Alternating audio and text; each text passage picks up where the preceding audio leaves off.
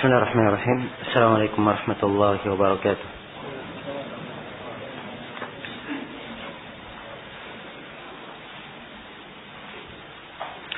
Alhamdulillah wa kafa wa salaman wa salatan ala ibadihi alladhina istafa wa ala alihi wa sahbihi wa man iktafa, amma ba'd.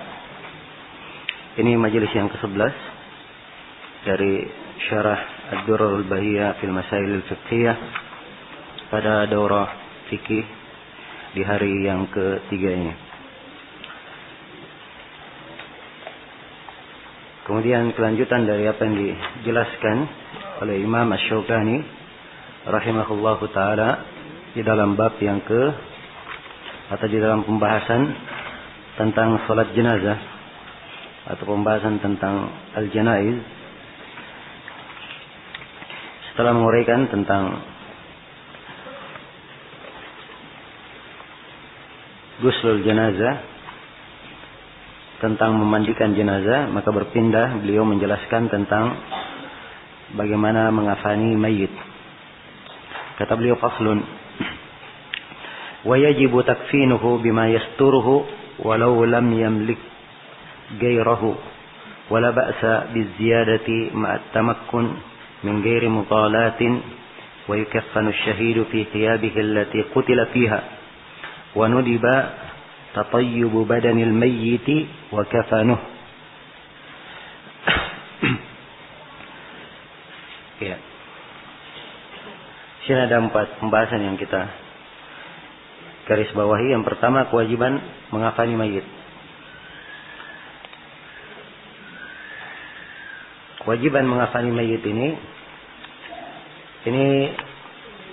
dipetik dari perintah Rasulullah sallallahu alaihi wasallam di dalam hal tersebut. Di antaranya di dalam hadits Jabir yang diriwayatkan oleh Imam Muslim dan selainnya. Nabi sallallahu alaihi wasallam suatu hari berkhutbah menyebutkan seorang laki dari sahabatnya yang meninggal, lalu dikafani pada kafan yang tidak cukup dan dikubur di malam hari. Maka Nabi sallallahu alaihi wasallam menegur akan hal itu. Menegur tentang seorang dikubur di malam hari sampai dia disolati. Hingga kecuali kalau seorang sangat terdesak untuk hal itu. Nah, di dalam hadis ini diterangkan juga tentang masalah tidak boleh menguburkan di malam hari. Sebab mengubur di malam hari itu akan membawa kepada tidak sempurnanya penguburan. Akan tetapi kalau mengubur di malam hari semuanya bisa sempurna. Ya, penguburannya sempurna, salatnya juga sempurna. Kemudian dikafani sempurna dan di kuburan ketika dikuburkan juga cahaya untuk menyelenggarakan penguburan juga sempurna, maka insyaallah taala itu tidak ada masalah. Ya, jadi teguran Rasulullah sallallahu alaihi wasallam ini karena dikubur di malam hari akhirnya kurang sempurna penguburannya.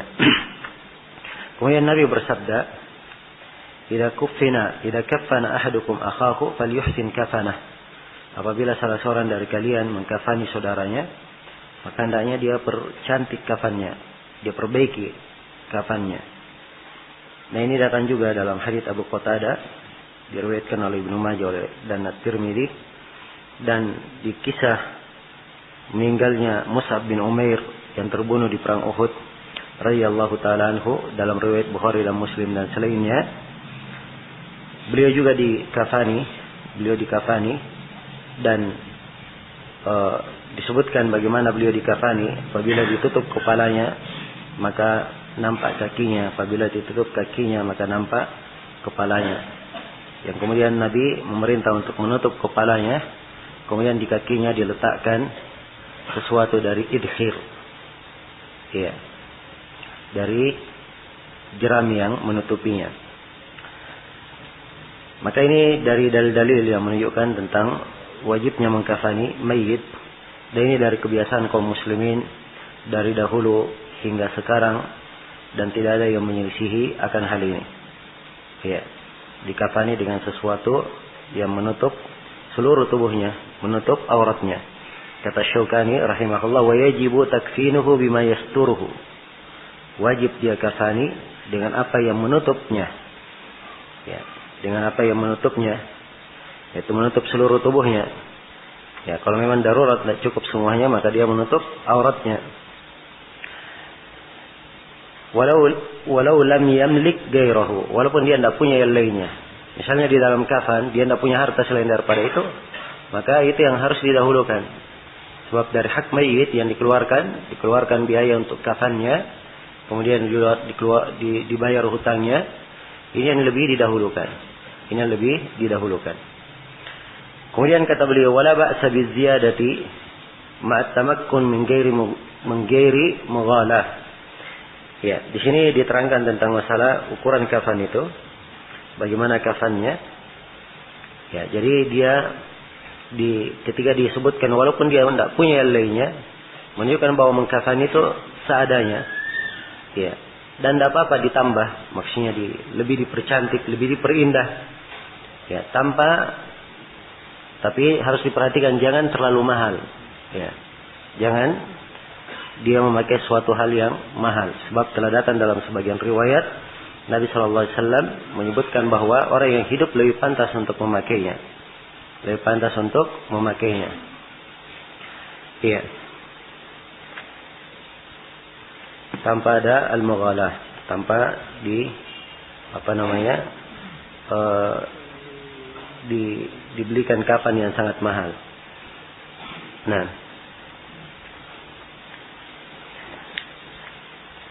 baik, itu ukuran dari kafannya. Dan kafan ini, ya, tentang berapa kafan yang mayit itu dikafani dengannya, Aisyah radhiyallahu taala anha menjelaskan bagaimana kafan Rasulullah sallallahu alaihi wasallam beliau dikafani. Dalam hadis yang diriwayatkan oleh Al-Jamaah, beliau berkata, "Kuffina Rasulullah sallallahu alaihi wasallam fi thalathati athwab bidin sahuliyah judud yamaniyah laysa fiha qamisun wala imamah udrija fiha idrajan." Ya. Rasulullah SAW dikafani pada 3 saub. Ya, 3 kain putih sahuliyah, judud baru yamaniyah. Ini sahuliyah yamaniyah menggambarkan kain yang dipakai. Dia adalah sejenis kain berasal dari Yaman. Memang kain yang halus biasa dipakai untuk mengkafani. Ya, tidak ada padanya qamis. Tidak ada padanya qamis. Dan tidak ada padanya imamah. Tidak ada padanya imamah. Iya. Tapi langsung dibungkuskan kepadanya. Jadi ini penyebutan tentang bagaimana kafan Rasulullah SAW beliau dikafani dengan 3 lapis kain. Iya. Dan ini ketentuan umum di dalam mengkafani. Rasulullah SAW saja hanya dikafani dengan apa? 3 kain. Ya, 3 lapis kain. Dan disebutkan pengkafanannya tidak ada qamis dan tidak ada imamah. Dan zahirnya tidak ada perbedaan antara laki-laki dan perempuan dalam hal ini. Tidak ada perbedaan antara laki-laki dan perempuan di dalam hal ini. Walaupun sebagian dari al-fuqaha ada yang menyebutkan kalau dia adalah perempuan, maka ditambah 2 kafan yang lainnya. Iya. Jadi semuanya menjadi 5. Dan ada hadis-hadis yang mereka sebutkan dalam hal ini. Hadis-hadisnya ada kelemahan. Hadis-hadisnya ada kelemahan. Tidak bisa dipakai berhujjah. Iya. Hadis-hadisnya ada kelemahan. Tidak bisa dipakai berhujjah.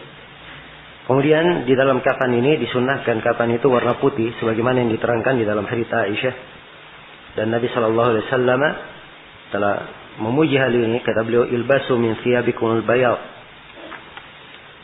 Fa'innaha min khairi thiyabikum wa kaffinu fiha mautakum. Pakailah dari pakaian kalian yang putih, sebab itu adalah pakaian yang kalian yang paling baik. Dan kafanilah orang-orang yang meninggal kalian dengan kain yang putih itu. Ya. Maka disunnahkan kain kafan itu berwarna putih. Kalaupun ada warna yang lain, misalnya dia tidak ada warna putih, pakai warna yang lain juga tidak ada masalah. insyaallah taala. Tapi alhamdulillah sekarang ini ya segala perkara itu dimudahkan. Segala perkara dimudahkan. Nah, dan ketika dikafani, tentunya yang dimaksudkan dengan mengkafaninya supaya kain kafan itu tetap melekat dan membungkus si mayit. Maka tatkala ini yang dimaksudkan, para ahli fikih menyebutkan tidak ada masalah diikat. Ya. Mayit itu dengan ikatan-ikatan dari belahan kain itu. Dibuatkan tali-tali yang mengikat kafan sehingga kafannya tidak apa? Tidak terbuka. Jadi ini maksud diikatnya. Karena itu mereka sebutkan juga kalau misalnya dikubur tidak apa-apa talinya dilepaskan. Sebab maksud diikatnya memang untuk apa? Untuk menahan jangan sampai kapan terbuka. Jadi kalau sudah dimasuk ke liang kubur maka sudah selesai maksudnya. Kalau dibuka talinya maka itu tidak ada masalah insyaallah taala. Jadi itu maksud dengan diikatnya. Jadi bukan seperti yang dikatakan oleh sebagian orangnya nanti jadi pocong kalau dibuka. Ya. Itu semua dari khurafat yang banyak berkembang ya di tengah manusia. Ya. Baik. Ya, siapa yang sudah meninggal tidak akan kembali lagi, dan si mayit diperlakukan sedemikian rupa ya dikafani, sebab itu memang diperintah supaya dia dikafani. Ya. Dikafani dengan bentuk yang seperti itu menjadi ciri mayit dia telah meninggal dan bisa menjadi pelajaran bagi orang-orang yang hidup. Menjadi pelajaran bagi orang-orang yang hidup. Baik, selesai tentang masalah mengkafani. Kemudian kata beliau, pembahasan yang ketiga, kafan bagi orang yang mati syahid. Kata Syaukani, wa yukaffanu asy-syahidu fi thiyabihi allati qutila fiha. Dan orang yang mati syahid, dia dikafani di pakaian yang dia meninggal di dalamnya. Ini berdasarkan hadits Abdullah bin Sa'labah riwayat Imam Ahmad, dan ini kuat dari seluruh jalan-jalannya. Rasulullah sallallahu alaihi wasallam berkata di perang Uhud, "Zammiluhum fi thiyabihim." Bungkuslah mereka dengan baju-baju mereka. Ya, wa ja'ala yudfanu fil qabri ar-rahd wa ja'ala yadfanu fil rajuli yudfanu fil qabri ar-rahd wa yaqulu qaddimu aktsarahum qur'ana. Maka satu kelompok orang dikubur dalam satu kubur, dan dikatakan oleh Nabi, dahulukan siapa yang paling banyak membaca Al-Quran. Ini menunjukkan bahwa di dalam penguburan tidak harus kubur itu satu-satu orang. Bisa kubur ya di dalam satu liang lahat untuk beberapa orang dikubur di dalamnya. Dalam satu liang lahat dikubur beberapa orang di dalamnya. Ini tidak dipermasalahkan. Adalah hal yang diperbolehkan. Nah, sebagaimana yang dilakukan oleh Nabi sallallahu alaihi wasallam, apalagi kalau ada hajat, ada keperluan, maka itu adalah perkara yang diperbolehkan. Ya, seperti misalnya di kejadian perang tentunya banyak yang meninggal, maka ya akan lebih mudah kalau dalam satu liang lahat banyak yang dikuburkan, banyak orang yang dikuburkan dalam satu liang lahat. Ya, kalau setiap orang digalikan liang lahat tersendiri, maka ini tentunya akan memberatkan. Tentunya akan memberatkan. Ya, demikian pula di sebagian tempat yang tanah-tanah untuk penguburan sudah mulai habis, maka kubur yang ada itu bisa digali ulang dan dimasukkan di dalamnya, ya dimasukkan di dalamnya mayit yang lain. Ya. Dan kita semua tahu bahwa ada pekuburan Baqi, ada pekuburan di Ma'lah di Mekah. Ini pekuburan dari masa Nabi Sallallahu Alaihi Wasallam dan sampai sekarang masih dipakai, ya, menguburkan manusia. Jelas ya, tetap dipakai menguburkan. Dan tentunya kalau dikatakan penuh ya penuh, kan begitu. Tapi demikianlah di dalam penguburan ini ketentuan, ya, boleh menguburkan di dalam satu liang lahat beberapa mayit. Kemudian kata beliau rahimahullah, jadi orang yang mati syahid itu tidak dikafani dengan kain kafan khusus, tapi dia dikafani ya dengan apa? Pakaian yang dia pakai, dengan pakaian yang dia pakai yang ia terbunuh di dalamnya. Dan ini dari keutamaan mereka akan dibangkitkan dengan pakaiannya masih mengalir darah sebagai bukti amalan yang mereka tegakkan di jalan Allah Subhanahu wa taala. Ya, kemudian kata Syaukani rahimahullah, wa nudiba tatyibu badanil mayyit wa kafanuh, atau tatyibu badanil mayyit wa kafanih, dan disunnahkan memberikan wangi-wangian ke badan dan kafan mayit. Ya, disunnahkan. Ini dalilnya hadits Jabir riwayat Imam Ahmad. Rasulullah sallallahu alaihi wasallam bersabda, "Idza ajmartumul mayyita fa ajmiruhu salatan." Kalau kalian membakar wangi-wangian untuk mayit, maka bakarlah 3 kali. Ya. Maksudnya disebutkan 3 kali di sini bukan pembatasan, tapi ini untuk membuatnya wangi supaya lebih wangi. Dan wangi-wangian untuk mayit ini ya boleh dari apa saja yang menyebabkan yaitu wangi dengannya. Dan disebutkan di dalam hadits Ibnu Abbas yang diriwayatkan oleh Imam Al-Bukhari dan selainnya, ya, Rasulullah sallallahu alaihi wasallam bersabda tentang seorang lelaki yang meninggal di musim haji itu karena diinjak oleh kendaraannya. Kata beliau, "Iksiluhu bima'in wa sidr." Ya, cucilah dia dengan air dan daun bidara. Wa kaffinuhu fi thawbayhi, dan kafankan dia dengan 2 kain ihram yang dia pakai. Ya. Wala tuhannitu, jangan kalian mentahnitnya. Mentahnitnya dari jenis wangi-wangian yang khusus untuk mayit, dan itu akan menjaga bau mayit itu tetap baik. Jelas ya? Tapi khusus untuk orang yang meninggal di ihram tidak boleh diwangi-wangi. Tidak boleh diberikan wangi-wangian. Kenapa? Sebab asalnya orang yang muhrim tidak boleh memakai wangi-wangian. Ya, orang yang ihram tidak boleh memakai wangi-wangian, dan dia ini akan dibangkitkan pada hari kiamat dalam keadaan mulabbiyan, berihram. Karena itu tidak boleh diberikan wangi-wangian. Wala tukhammiru ra'sahu, dan jangan ditutup kepalanya. Jangan ditutup kepalanya. Ini di antara dalil yang akan datang nanti di bab haji, bahwa orang yang ihram tidak boleh menutup kepala. Tidak boleh menutup kepala. Ya, dan diambil dari sini pemahaman bahwa andai kata kain kafannya sempit, ya, kain kafannya sempit, ya, kalau ditutup kepala, kaki terbuka. Kalau ditutup kaki, kepala terbuka, maka yang mana yang didahulukan antara kaki dan kepala? Ya, jawabannya kepala yang didahulukan. Dan ini sudah berlalu juga dalam kisah meninggalnya Umair atau Mus'ab bin Umair radhiyallahu taala anhu. Ya. Baik. Selesai masalah mengkafani mayit. Kemudian berikutnya kata Syaukani rahimahullah, faslun. Ya, fasal ini tentang salatul janazah, tentang salat jenazah. Di dalam fasal ini ada 7 pembahasan yang kita ingin jelaskan. Yang pertama, Syaukani berkata, wa tajibus salatu 'alal mayyit. Ya, ini tentang kewajiban salat jenazah. Kata Syaukani, dan wajiblah salat itu terhadap mayit. Ya, salat jenazah hukumnya adalah fardu kifayah. Hukumnya adalah fardu kifayah. Apabila telah ditegakkan oleh sebagian, maka gugur terhadap sebagian yang lain kewajibannya. Ya. Dan mensolati jenazah, ya, jadi itu hukum salat jenazah ya. Hukumnya adalah apa?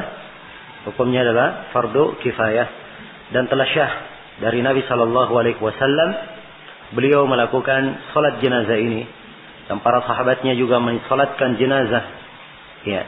Dan telah syah juga dari Nabi, beliau tidak mensalati sebagian jenazah karena beliau ingin memberi pelajaran pada sebagian perkara. Jadi tatkala Nabi tidak mensalati sebagian jenazah, ya, bahkan beliau perintah sahabatnya lain yang mensalatinya, ini menunjukkan bahwa dia bukan wajib ain, tapi wajib apa?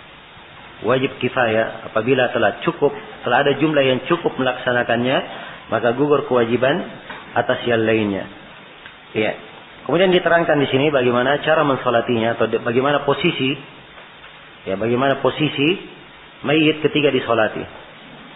Ya. Jadi posisi imam saat mensolati si mayit dikatakan oleh Syaukani, wa yaqumul imamu hida'a ra'sir rajul wa wafatil mar'ah. Dan imam yang mensalati jenazah, dia berdiri searah dengan kepala mayit laki-laki. Kalau mayit perempuan, ia berdiri searah dengan apa? Pertengahan dari jasad mayit perempuan itu. Jelas? Baik. Ini diterangkan dalilnya tentang hal ini, dijelaskan di dalam hadits As-Samurah riwayat Bukhari dan Muslim, bahkan riwayat Al-Jamaah, seorang perempuan meninggal dalam nifasnya, maka Nabi SAW berdiri salat menghadap ke tengah jasadnya. Ya. Dan di dalam hadits Anas bin Malik radhiyallahu taala anhu disebutkan bahwa laki-laki itu berdiri di kepala, kalau perempuan berdiri di mana? Di tengahnya. Nah, baik, ini posisinya ya. Ini perempuan, imamnya arahnya ke pertengahan. Kalau laki-laki, maka imamnya arahnya ke kepala. Kalau misalnya mayitnya dua sekaligus, ya jangankan dua, lebih dari dua, maka diposisikan seperti ini. Jadi imam satu kali sholat saja untuk banyak mayit. Untuk banyak mayit. Mayitnya dijejer semuanya, diarahkan saja.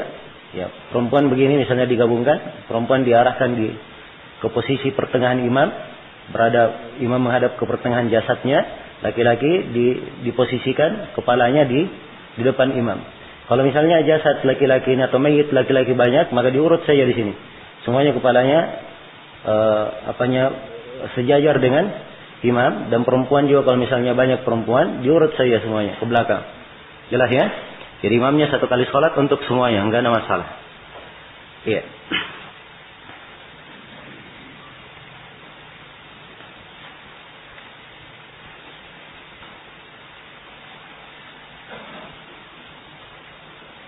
Ya, itu tentang masalah apa namanya?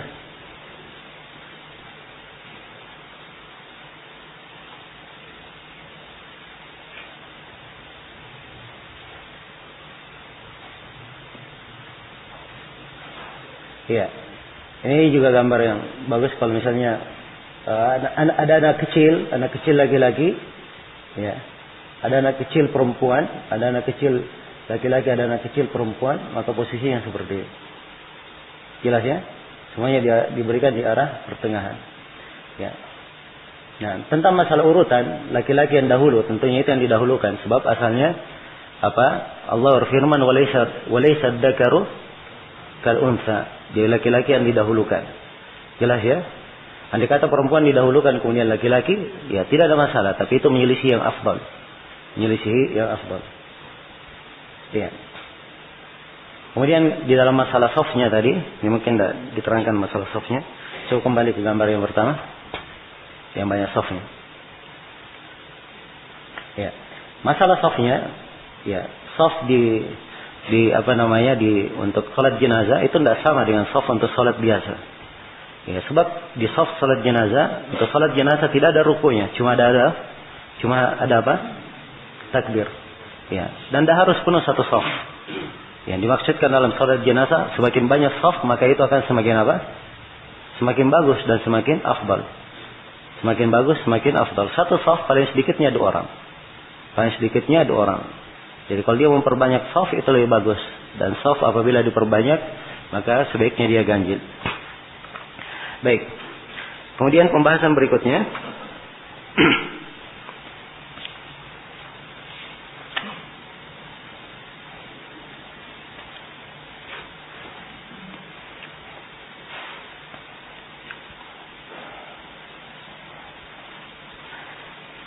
Pembahasan berikutnya tentang kaifiyat salat jenazah. Kata Syaukani rahimahullah, wa yukabbiru 4 atau 5, ya, wa yaqra'u ba'da at-takbirati al-ula al-Fatiha wa suratan wa yad'u baina at-takbirati bil ad'iyah al-ma'thurah. Ya. Baik. Ini tentang kaifiyat salat jenazah. Syaukani rahimahullah taala berkata bahwa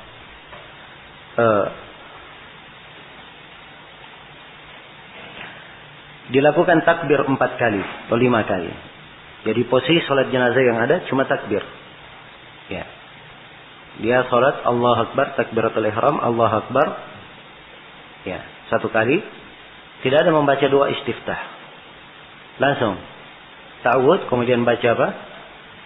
Baca basmalah, kemudian baca Al-Fatihah. Baca Al-Fatihah. Ya, tentang membaca Al-Fatihah setelah takbir pertama. Nah, Ini diterangkan dalam sejumlah hadis, dalam hadis Ibnu Abbas, ya, dan di dalam hadis yang lainnya. Kalau di dalam sebagian riwayat disebutkan membaca sebuah surah, riwayat tersebut ini ada pembicaraan di kalangan para ulama. Ya, ada pembicaraan di kalangan para ulama. Dan yang masyhur bahwa di takbir yang pertama hanya membaca apa? Membaca Al-Fatihah. Nah, setelah itu takbir lagi, takbir kembali, membaca apa? Dia membaca selawat kepada Nabi sallallahu alaihi wasallam. Ya, dan ini diterangkan di dalam hadis Abu Umamah ibn Sahal, diriwayatkan oleh Imam Syafi'i, dan hadisnya dikuatkan oleh Syekh Al-Albani dalam Ahkamul Janaiz. Ya. Jadi baca Al-Fatihah, dan baca Al-Fatihahnya sirran, tidak dijaharkan. Kemudian memberi salawat kepada Nabi. Nah, salawat yang dibaca, salawat apa saja yang warid dari Nabi sallallahu alaihi wasallam. Sebab salawat itu banyak. Ya. Salawat itu banyak. Kalau misalnya singkat waktunya, cukup dia berkata Allahumma shalli ala Muhammad wa ali Muhammad, selesai. Ya, tapi kalau dia ingin lengkap, dia baca salawat yang biasa dibaca di sholat. Jelas ya? Kemudian di takbir yang ketiga, di situ adalah berdoa. Membaca doa. Nah, membaca doa. Di takbir yang keempat, di sini tidak ada doa lagi. Dia hanya diam kemudian salam. Itu kalau 4 kali takbir. Dan kalau dia takbir 5 kali, maka dia juga tetap diam kemudian salam. Jelas ya? Doa hanya dibaca setelah takbir ketiga. Dan Imam Syaukani di sini seakan-akan antara takbir-takbir ini berdoa semuanya. Antara setiap takbir, kalau dia takbir lagi berdoa lagi. Ya, tapi ini tidak ditunjukkan oleh riwayat. Tidak ditunjukkan oleh riwayat yang kuat. Ya, riwayat yang kuat hanya menunjukkan doanya setelah apa? Takbir yang ketiga. Ya, baik. Kemudian jumlah takbirnya. Kemudian takbirnya, apakah mengangkat tangan? Beda ya antara takbir dan mengangkat tangan. Kalau takbir membaca apa? Allahu Akbar. Apakah dia mengangkat tangan ketika takbir? Jawabannya kalau takbiratul ihram, iya mengangkat tangan. Kalau takbir yang lainnya selain dari takbiratul ihram, ini letak silam pendapat di kalangan para ulama. Hadits-hadits yang warid dari Rasulullah sallallahu alaihi wasallam dalam hal itu semuanya ada kelemahan. Semuanya ada kelemahan. Ya, tidak ada yang syah dari Nabi sallallahu alaihi wasallam. Namun sejumlah para ulama mengatakan tidak ada masalah mengangkat tangan, sebab itu datang dari para sahabat dan dikerjakan oleh para sahabat. Ya, bagi siapa yang mengangkat tangan dengan dasar ini, insyaallah taala tidak ada masalah. Ya, sebab memang ada hal yang dipertimbangkan dari perbuatan para sahabat. Dan sebagian para ulama yang lainnya, mereka berkata asalnya di dalam sholat semuanya harus dibangun di atas tuntunan. Semuanya dibangun di atas tuntunan Rasulullah sallallahu alaihi wasallam. Iya. Kemudian yang kedua, takbir ini jumlahnya berapa? Syaukani menjelaskan 4 atau 5. Ya, 4 atau 5 ini mungkin yang syah riwayatnya di sisi Imam Asy-Syaukani. Kebanyakan riwayat memang takbirnya 4 kali, itu kebanyakan riwayat. Ada riwayat yang syah 5 kali, dan Syekh Al-Albani menguatkan riwayat 6 kali, 7 kali, 8 kali sampai 9 kali. Beliau kuatkan riwayatnya. Jelas ya? Tidak diragukan bahwa seorang lebih mendahulukan 4 kali itu lebih afdal. Sebab ini yang ditunjukkan oleh apa? Kebanyakan riwayat. Tetapi kalau dia kadang-kadang yang menambah 5 kali, ya, atau lebih daripada itu sampai 9, kadang-kadang dia lakukan untuk menunjukkan ada ketentuan lain, tidak ada masalah. Ya, tidak ada masalah sepanjang hal tersebut adalah hal yang diketahui oleh manusia. Jelas ya? Tapi kebanyakan di tempat kita, ya, orang-orang hanya bertakbir sampai berapa? 4 kali. Sebab ini memang yang masyhur dalam periwayatan. Kemudian berkaitan dengan masalah doa, ya, doa yang dibaca, ini dibaca di dalam sholat. Ya. Letak pembacaan doa di mana? Setelah takbir ketiga. Ya, dan ini diantara kesalahan Ya, orang-orang yang melakukan sholat jenazah, setelah sholat jenazah apa? Duduk lagi berdiri berdoa. Ya, bahkan doanya lebih panjang. Ya, doanya lebih panjang. Dan ini keliru. Ya, harusnya doa dilakukan sholat jenazah lebih utama doa di dalam apa? Sholat. Ya, lebih utama dia doa di dalam sholat. Apalagi dikhususkan memang doa di situ di dalam syariat. Maka hendaknya dia berdoa dengan apa yang warid. Banyak sekali doa yang diajarkan oleh Nabi di dalam hal ini. Ya, ada 4 yang syah di dalam periwayatan. Yang pertama, ya doa yang masyhur, Allahumma ighfir li hayyina wa mayyitina wa syahidina wa ghaibina wa saghirina wa kabirina wa dzakarina wa unsana, Allahumma man ahyaytahu minna fa ahyihi 'ala al-islam wa man tawaffaytahu minna fa tawaffahu 'ala al-iman. Ya, ini hadits Abu Hurairah riwayat Imam Ahmad. Dan ada tambahan di riwayat yang lain oleh Abu Daud dan Ibnu Majah, Allahumma la tuhrimna ajrahu wa la tudilluna wa la tudillana ba'dahu.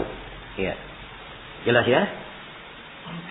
Jadi ini doa yang pertama. Doa yang kedua, ini diriwayatkan oleh Imam Muslim.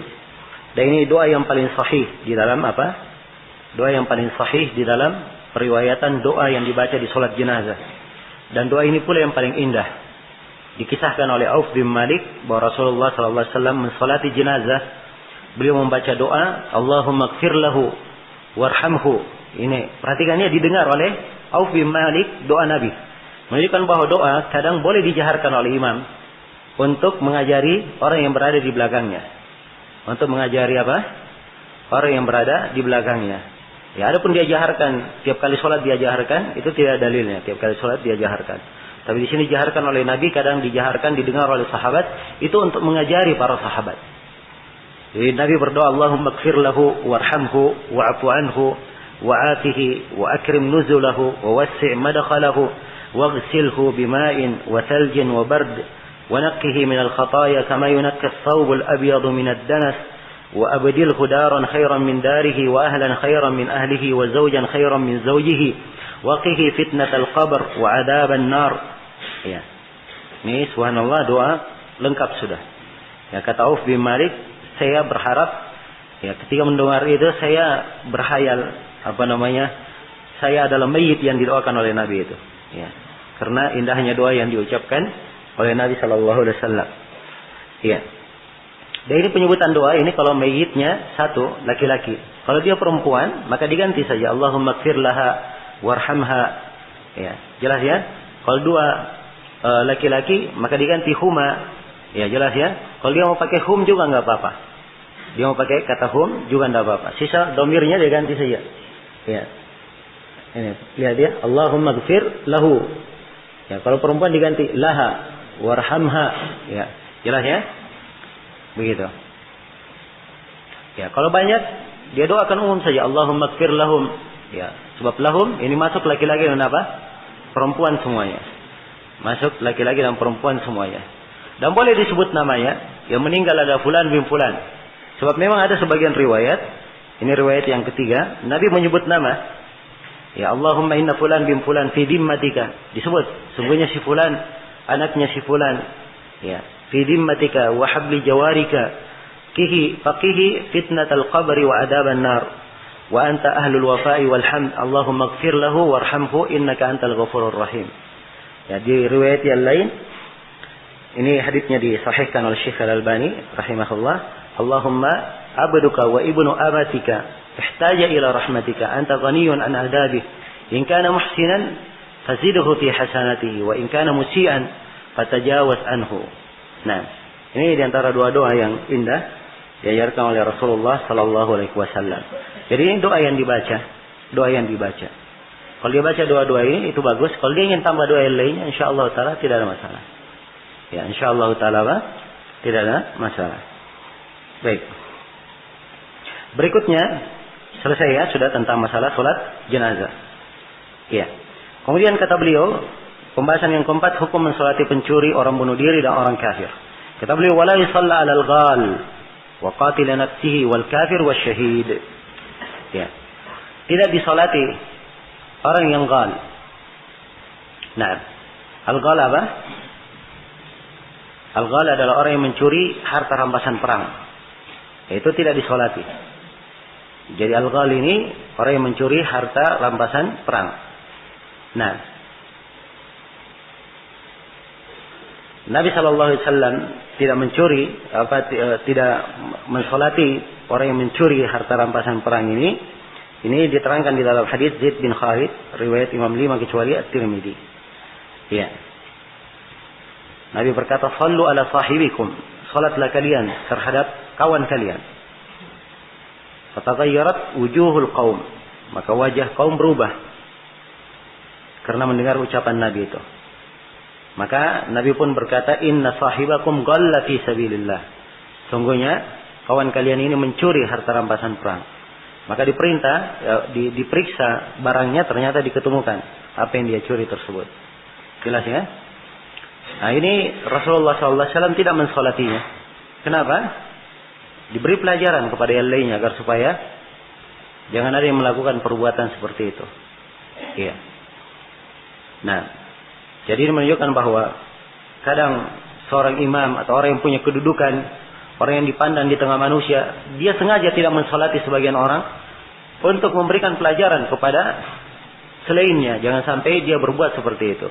Karena itu dari para as-salaf banyak yang tidak mensolati jenazah, ya, ahlul bidah, ya, untuk memberikan pendidikan kepada manusia tentang bahayanya bidah. Iya, jelas ya. Kemudian demikian pula orang yang bunuh diri, qatil nafsihi, orang yang bunuh diri. Dalam hadis Jabir bin Samurah riwayat Imam Muslim dan selainnya, Rasulullah sallallahu alaihi wasallam atau Jabir bin Samurah berkata, "Anna rajulan qatala nafsahu bil masyaqis." Seorang lelaki membunuh dirinya pakai mishqaf. Mishqaf itu anak panah yang runcingnya sangat lebar. Ya, dia bunuh dirinya pakai itu. Falam yusalli alaihi Nabi sallallahu alaihi wasallam, maka Nabi tidak mensolatinya. Nabi tidak mensolatinya. Jelas ya? Ini jelas orang yang bunuh diri tidak disolati. Ya, tapi bukan artinya tidak disolati, tidak ada yang mensolati. Ya. Sebab mensolati jenazah hukumnya apa? Fardu kifayah. Ya, kalau tidak ada yang mensolati semuanya apa? Berdosa, dan tidak boleh imam seperti itu melakukannya. Dia wajib mensolati kalau tidak ada yang mensolati. Jelas ya? Baik.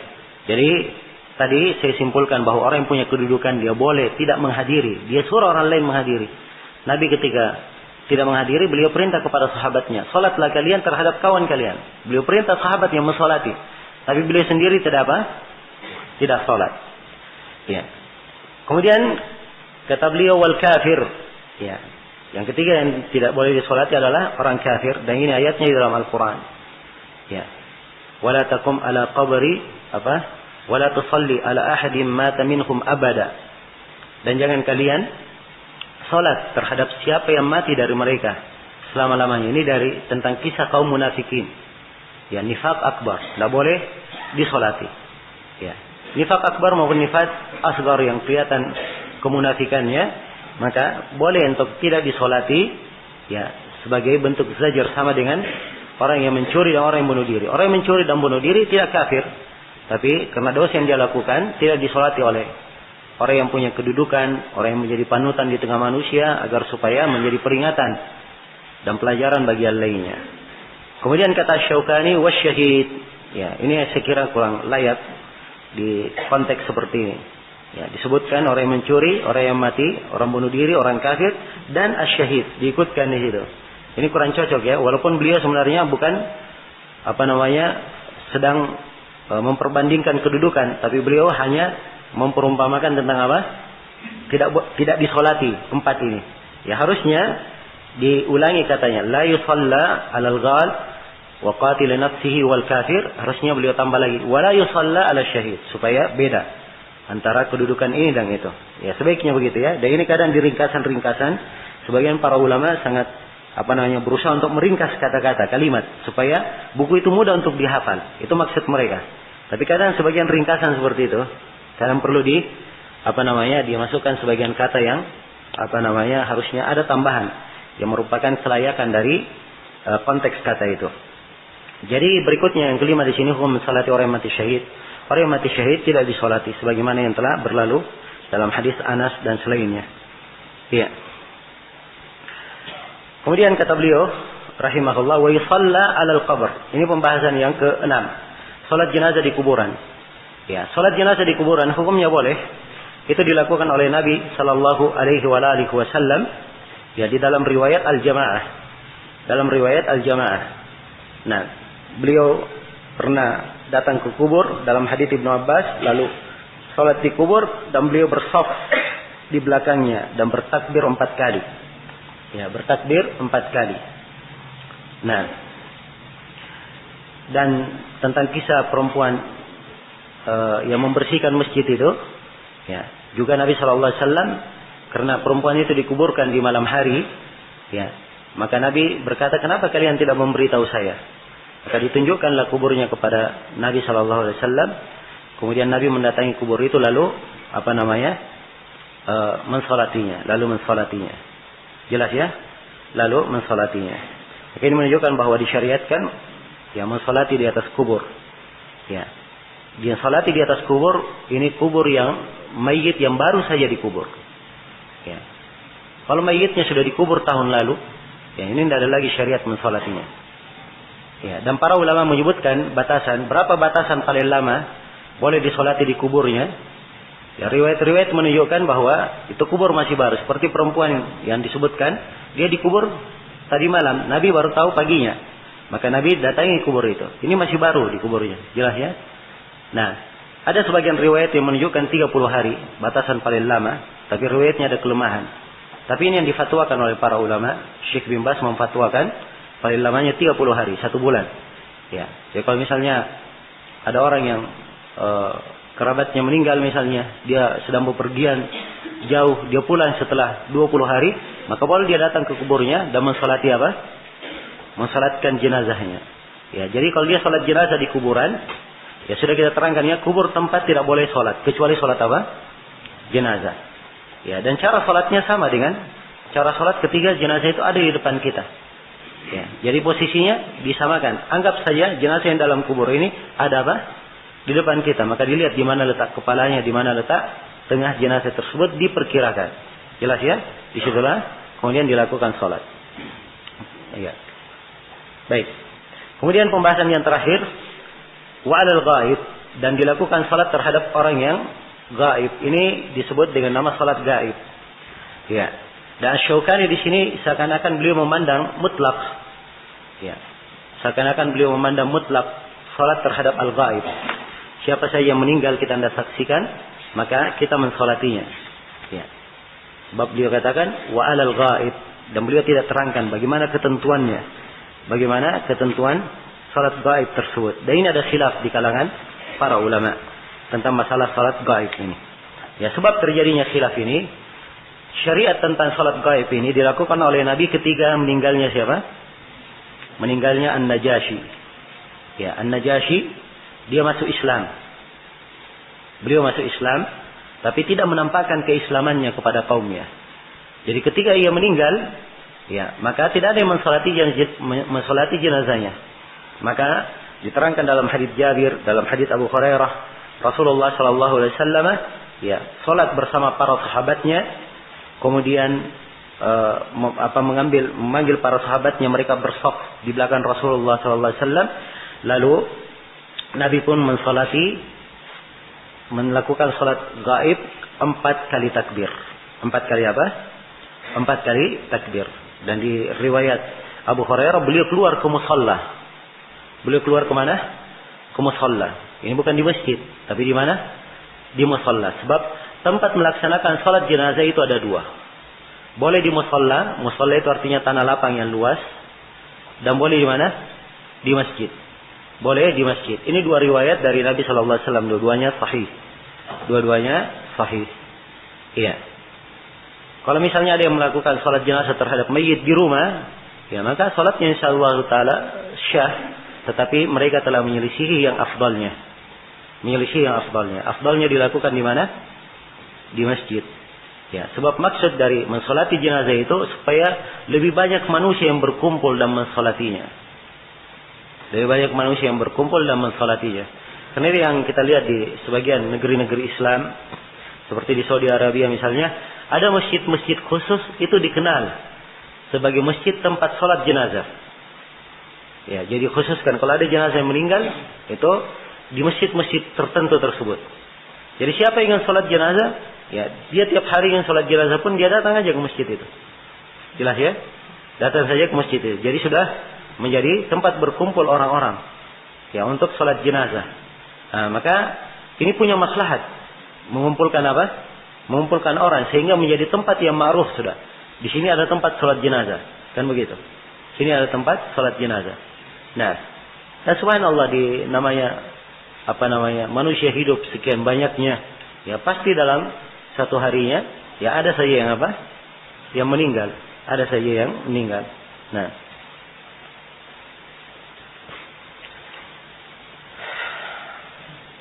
ya, baik. Jadi ini kejadian An-Najasyi. Ya, kita kembali kepada salat gaib ya. Jadi salat gaib ini asal pensyariatannya mensalati An-Najasyi. Maka para ulama berbeda pendapat. Ada yang mengatakan bahwa salat gaib ini khusus untuk Najasyi saja. Selain An-Najasyi tidak ada. Ya, salat gaib itu. Ada yang mengatakan mutlak, tidak. Ini adalah contoh syariat. Ini berlaku umum. Semuanya di apa? Disolati. Salat gaib boleh saja disolati. Siapa yang meninggal tidak hadir di situ, dia boleh melakukan apa? Salat gaib. Nah, ada pendapat yang ketiga, dan ini pendapat yang kelihatannya lebih bagus, pertengahan. Ya, bagi siapa yang punya kedudukan seperti An-Najasyi dan keadaannya seperti An-Najasyi, maka tidak apa-apa dilakukan salat gaib. Misalnya ada seorang Muslim meninggal di negeri kafir sana. Ya, dia dikuburkan di sana, tidak bisa dikembalikan.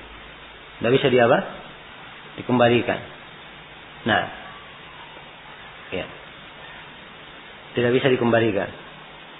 Maka dikubur, tidak ada yang mensolatinya. Ya, di posisi yang seperti ini sama keadaannya dengan siapa? An-Najasyi, boleh dilakukan salat gaib. Boleh dilakukan salat gaib. Iya. Demikian pula Syekh bin Baz menyebutkan kalau seorang punya kedudukan di tengah manusia, dia seorang raja misalnya, atau dia seorang penguasa, dia seorang yang ulama yang punya kedudukan di tengah umat, ya, meninggal, maka boleh dilakukan salat gaib untuknya, sebab sama kedudukannya seperti apa? An-Najasyi. Jelas ya? Dan fatwa ini yang dipegang di mana?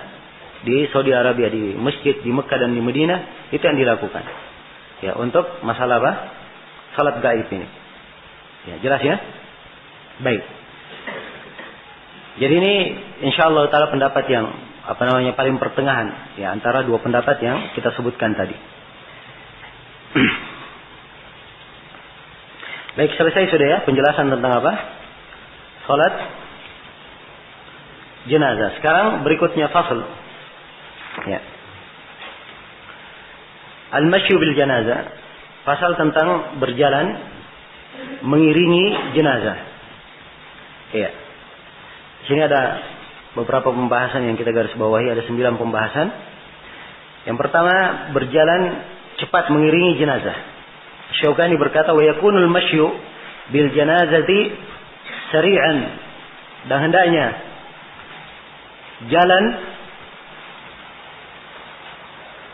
jalan mengiringi jenazah itu dengan cepat.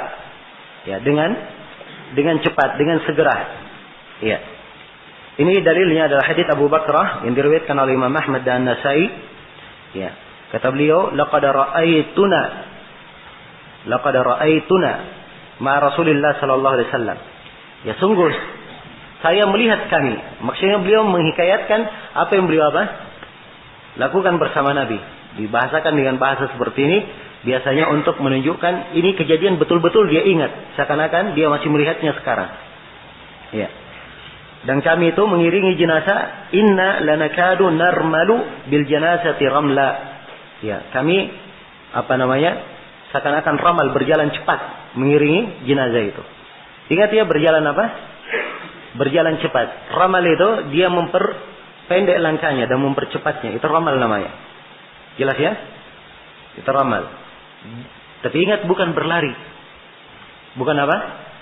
Bukan berlari. Kalau berlari ya seperti yang kadang kita lihat orang bawa jenazah kayak lari. Nah, ini keliru ya. Harusnya jalan cepat. Ya, jalan tapi apa? Cepat. Ya. Kadang ada yang berlari sampai jenazahnya terangkat-angkat di atas. Ya. Ya, dan ini adalah hal yang keliru sebab bisa membahayakan jenazah. Ya. Baik. Jadi bersegera mengantarnya ini adalah hal yang bagus, disyariatkan dan masuk kepada keumuman riwayat asri'u bil jinazah. Bersegeralah kalian menyelenggarakan jenazah. Ya. Dari bersegera mengantar kemana? Ke kuburnya. Bersegera dimandikan, bersegera disolatkan, bersegera di mana? Diantar ke kuburnya. Ya, dan bersegera dikuburkan. Ya. Baik. Kemudian pembahasan berikutnya ya tentang berjalan di belakang jenazah. Berjalan di belakang jenazah. Kata beliau, wal masyu ma'aha wal hamlu laha sunnah. Dan berjalan bersamanya, ya, berjalan bersamanya dan menyandangnya itu adalah sunnah. Ya, mengiringi jenazah itu adalah sunnah. Pahalanya banyak. Ya. Sampai disebutkan dalam hadits Ibnu Umar radhiyallahu taala anhuma, ya, wa anhu di situ Ibnu Umar ya, bukan. Man syahida al-janazah hatta yusalla 'alaiha falahu qirat, wa man syahidaha hatta tudfan falahu qiratan. Ya, siapa yang menyaksikan jenazah ketika dia disolati maka dia dapat 1 qirat. Siapa yang dia saksikan sampai dia dikuburkan maka dia dapat 2 qirat. Ya, ketika ditanyakan berapa 2 qirat itu, seperti mithlul jabalaini al-'azimaini, seperti 2 gunung yang sangat besar. Ya, dan ini subhanallah pahala dan sangat besar bagi orang yang mensolati jenazah. Iya. Baik. Jadi berjalan bersamanya dan menyandangnya. Menyandang jenazah ini juga adalah sunnah. Ya. Man ittaba'a janazatan falyahmil bi janabi sarir kulliha fa innahu minas sunnah. Siapa yang mengikuti jenazah, hendaknya dia sandang di sudut-sudut sarir, ya, ranjang yang membawanya. Sebab jenazah itu dipikul di atas apa? Namanya dipikul, ya bukan jenazahnya langsung dipikul, pasti ada pengalasnya yang memikulnya. Inilah yang disebut sarirnya. Jelas ya? Ya. Ini yang disebut dengan sarirnya. Ya. Orang sebut bahasa Indonesia, orang sebut apa? Keranda mayatnya. Ya, jelas ya. Jadi kalau dia menyandangnya, ingin mendapat pahala menyandang, nggak apa-apa. Semuanya mengambil di sudut-sudutnya. Ya, tapi ingat ya, ini kalau tidak tidak membahayakan. Kalau semuanya berada di sudut-sudutnya, akhirnya ribut. Ya, jenazahnya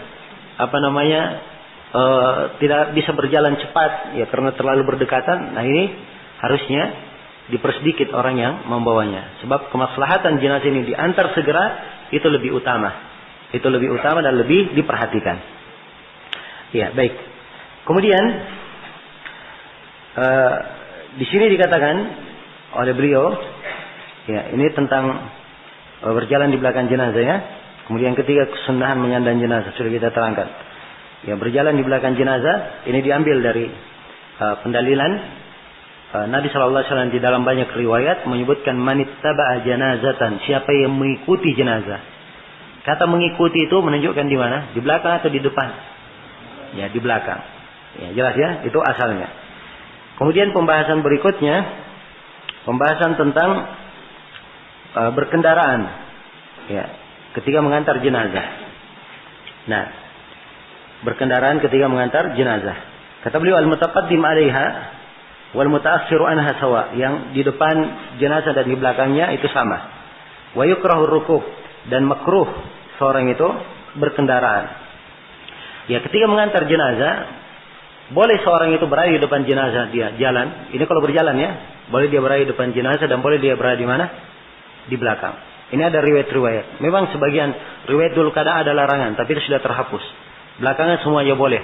Tapi dari sisi afdaliyahnya dari mana? Dari belakang. Sebab kebanyakan riwayat mengikuti, dan mengikuti itu adalah dari belakang. Jelas ya? Wa yukrahur rukub. Ya, makruhnya berkendaraan sebab memang ada hadits-hadits yang menunjukkan tentang hal itu. Hadits-hadits yang menunjukkan tentang hal itu. Seperti hadits Tsauban riwayat Ibnu Majah dan At-Tirmidzi. Ya. Nabi SAW melihat seorang yang menunggangi kendaraan mengantar jenazah, maka beliau berkata, la tastahyuna, kalian tidak malu, inna malaikatallahi ala aqdamihim, Sungguhnya para malaikat berjalan di atas kaki-kaki mereka. Wa antum ala dhuhurid dawab. Dan kalian berada di atas punggung-punggung kendaraan. Jelas ya? Tapi di sini tidak menunjukkan mana pengharaman, tapi ini mana apa? Mana makruhnya. Menunjukkan mana makruhnya. Hadisnya dikuatkan oleh Syekh Al-Albani. Iya. Jelas ya? Ini kalau dia mengantarnya. Adapun kalau dari mengantar balik lagi, setelah mengantar, dia balik berkendaraan, itu tidak ada masalah. Ya, tidak ada karahannya. Adalah hal yang diperbolehkan dan itu dilakukan oleh Nabi sallallahu alaihi wasallam. Nah. Ya, sebab dalam riwayat At-Tirmidzi beliau kembali dalam keadaan menunggangi apa? Menunggangi kuda. Ya. Kemudian di sini diterangkan juga sebagian etika yang lain oleh Imam Syaukani tentang masalah hukum an-na'yu. Hukum an-na'yu. Kata beliau wa yuhramun na'yu, dan diharamkan an-na'yu. An-na'yu itu mengumumkan ada yang meninggal. Ya. Ini mengumumkan ada yang meninggal dua bentuk. Ada yang disyariatkan dan ada yang disebutkan di sini haram. Yang disebutkan di sini haram. Jelas ya? Kalau yang haram, ini riwayat-riwayatnya dijelaskan seperti dari hadits Hudzaifah. Beliau berkata, "Sami'tu Rasulullah sallallahu alaihi wasallam yanha 'anil na'i." Saya mendengar Rasulullah sallallahu alaihi wasallam melarang dari an-na'i. Dan asal dari larangan bermana apa? Bermana haram. Dan dari hadits Mughirah bin Syu'bah riwayat Bukhari dan Muslim, "Innahu man niha 'alaihi yu'adzabu bima niha 'alaihi." Sungguhnya siapa yang diteriaki terhadapnya, maka dia akan disiksa sesuai dengan apa yang diteriaki terhadapnya. Ya, ini sama ya dengan apa-apa yang datang dari Nabi, bahwa innal mayyit yu'adzabu bi bukai ahlihi. Sungguhnya mayit itu disiksa karena tangisan keluarganya. Ini kata para ulama, disiksa kalau dia yang berwasiat. Ya. Kalau saya meninggal nanti tangisi saya. Teriak-teriak kalian. Ya. Kalau dia berwasiat seperti ini, maka dia akan disiksa dengan tangisan keluarganya. Ini kebiasaan masa jahiliyah. Mereka merasa bangga begitu kalau meninggal banyak yang teriaki, ya. Supaya terkesan dia ini adalah orang yang sangat berharga, sangat sedih orang yang meninggal ditinggalnya. Jelas ya? Ini dari kebiasaan jahiliyah. Yang kedua, ya dia kadang disiksa kalau dia tahu orang-orang yang berada di sekitarnya, ya, apabila dia meninggal akan berteriak merongrong dan dia tidak berwasiat, sengaja tidak berwasiat. Dia mampu berwasiat tapi dia tidak berwasiat. Ya, maka ini juga akan kena siksaan. Jelas ya? Adapun kalau dia sudah berusaha, sudah menasihati, ya, kemudian sudah memberikan ketentuan bahwa tidak boleh melakukan hal itu, ternyata setelah dia meninggal, ya, masih ditangisi juga, teriak-teriaki, ya. Maka ini firman Allah Subhanahu wa taala, wa alla taziru waziratun wizra ukhra. Ya. Seorang itu tidak akan menanggung dosa orang lain. Jelas ya? Jadi ini mana dari hadis tersebut. Ya, ini termasuk hal yang banyak dipertanyakan, itu tadi penjelasannya. Baik. Jadi saya kembali kepada an-na'yu. An-na'yu itu terbagi dua. Ada yang diharamkan. Ini kalau an-na'yu pengumumannya, dia mengumumkan, ya, si mayit itu diumumkan sambil disebutkan kebaikan-kebaikannya, ya, diterangkan dari jasa-jasanya di dalam kehidupannya sebelum dia dikubur. Sebelum dia dikubur, supaya orang, ya, memuji dia dan seterusnya. Ya, ini dari an-na'yu yang dilarang. Jelas ya? Tapi kalau an-na'yu bermakna pengabaran, diberitakan, ya. Ya, diberitakan kepada si fulan, ada orang yang meninggal. Ya, saudara kita di sana meninggal. Ya. Diberitakan supaya orang-orang datang untuk hadir salat jenazah, ini tidak ada masalah. Tidak ada masalah. Ya, dalilnya apa? Nabi sallallahu alaihi wasallam ketika perempuan hitam itu meninggal, dikubur di malam hari, pagi harinya Nabi berkata, "Kenapa kalian tidak memberitahu saya?" Jelas ya? Ini menunjukkan bahwa pemberitahuan itu adalah hal yang dituntut dan boleh. Ya. Kalau sekedar pemberitahuan. Jelas ya? Nah, dan an-na'yu ini punya bentuk-bentuk kekinian. Sekarang punya bentuk-bentuk kekinian. Sebab kadang diumumkan di koran-koran, ya. Diumumkan di koran-koran telah berpulang ke rahmatullah. Fulan bin fulan, fulan bintu fulan, atau fulana bintu fulan, misalnya. Apakah ini masuk dalam na'yu yang terlarang? Ini dirinci, dilihat. Ya, dilihat. Kalau media yang dia pakai adalah media yang sifatnya hanya sekedar memberitakan ada yang meninggal untuk dihadiri, dilakukan sholat jenazah, itu tidak ada masalah. Jelas ya? Tapi saya kira kalau di koran ini terlalu lama ya untuk pemberitaan. Jelas? Tapi kalau disebutkan di situ, diumumkan, diterangkan semua keutamannya, jabatannya, dia pernah menduduki ini, menduduki itu, ini dari na'yu yang terlarang. Jelas ya? Demikian pula di masa kini sekarang pakai SMS. Ada yang meninggal SMS semua orang. Supaya datang apa? Sholat jenazah. Ini tidak ada masalah kalau sekedar untuk memanggil, ya, dan memberitahu, ya.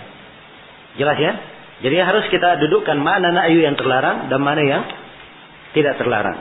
Ya, baik. Kemudian yang kedua atau berikutnya dari yang disebut di sini oleh Syaukani dari hal yang diharamkan, kata beliau wan niyaha, dan diharamkan niyaha. Niyaha itu meraung-raung, ya, berteriak-teriak, ya, ketika ada orang yang meninggal, dan ini dari perkara jahiliyah sebagaimana yang telah kita terangkan. Nah, dari perkara jahiliyah sebagaimana yang telah kita jelaskan. Dari hadis Abi Malik Al-Asy'ari juga diterangkan dari perkara jahiliyah wan niyaha. Bahkan diberikan di dalam riwayat Muslim tambahan, an-naihatu idza lam tatub qabla mautiha tuqamu yaumal qiyamati wa 'alaiha sirbalun min qatiranin wa dir'un min jarab.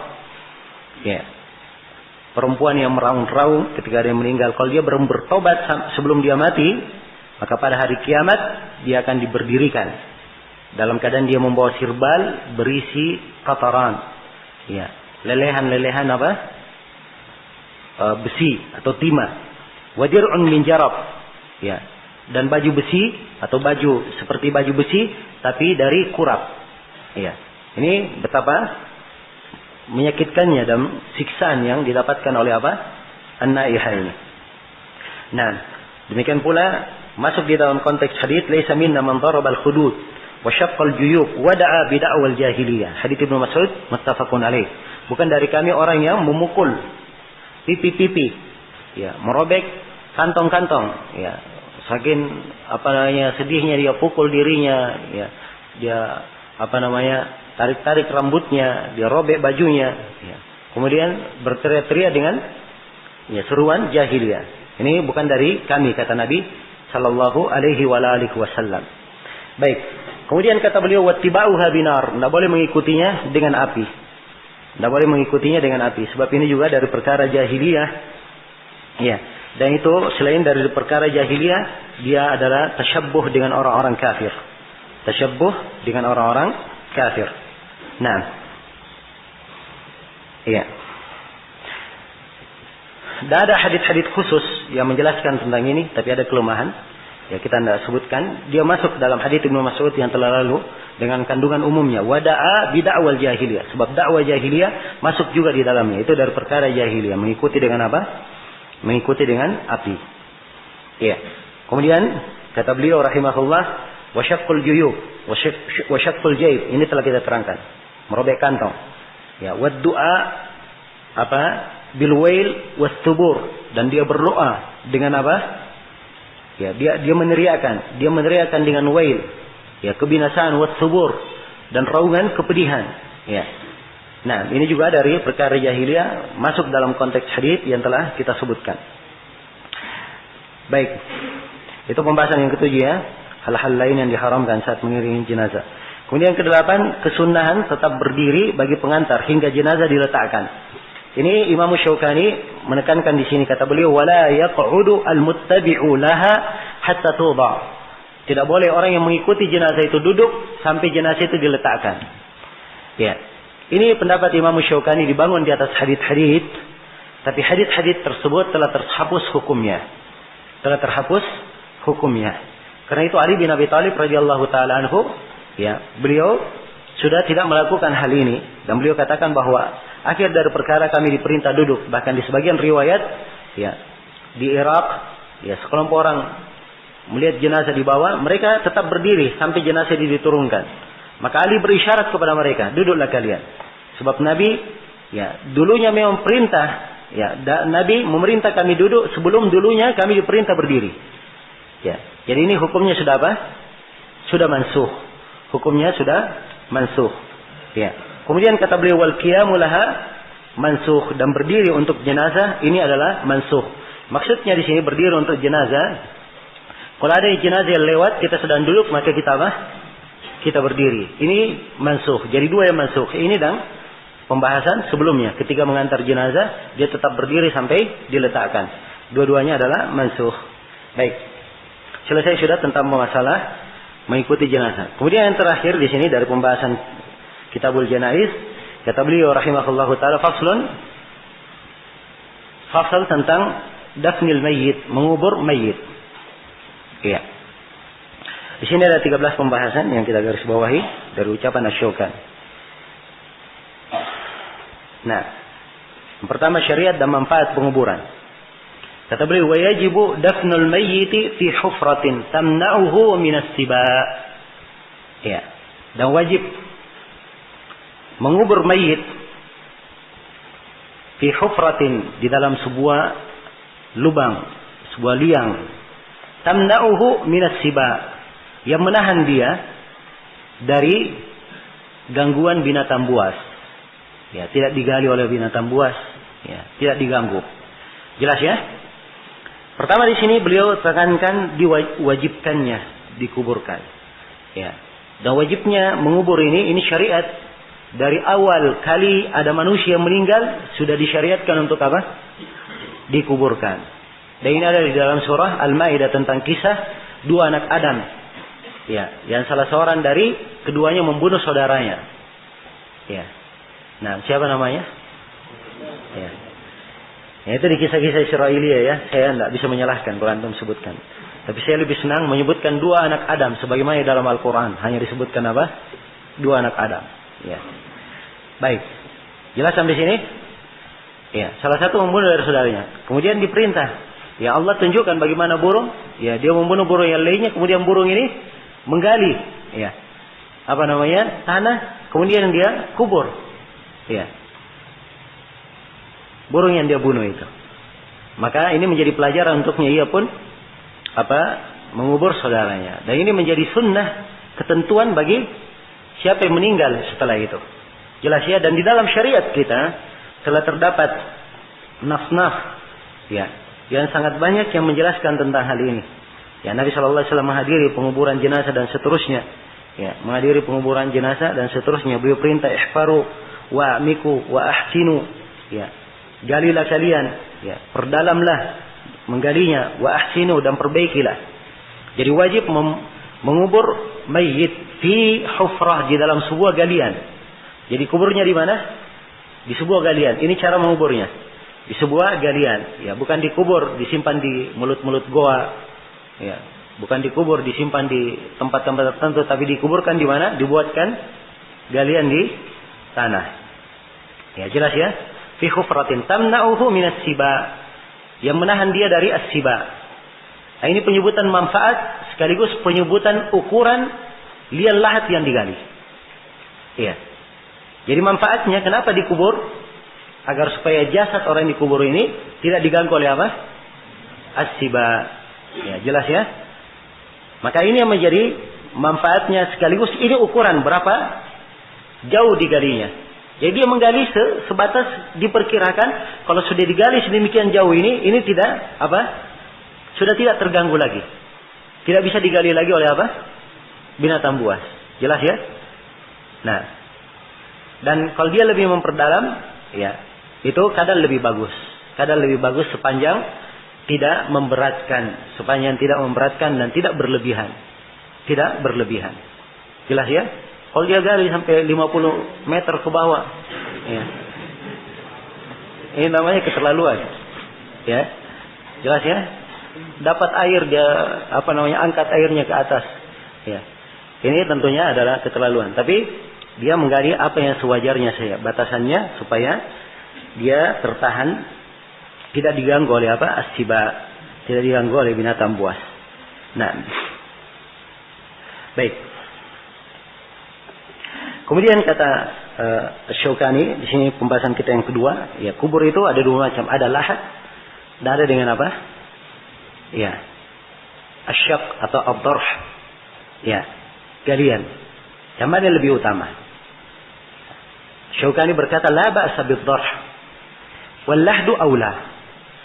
Ya, tidak apa-apa dengan digali saja, Tetapi kalau di lahat itu lebih apa? Ya, lebih utama. Ya.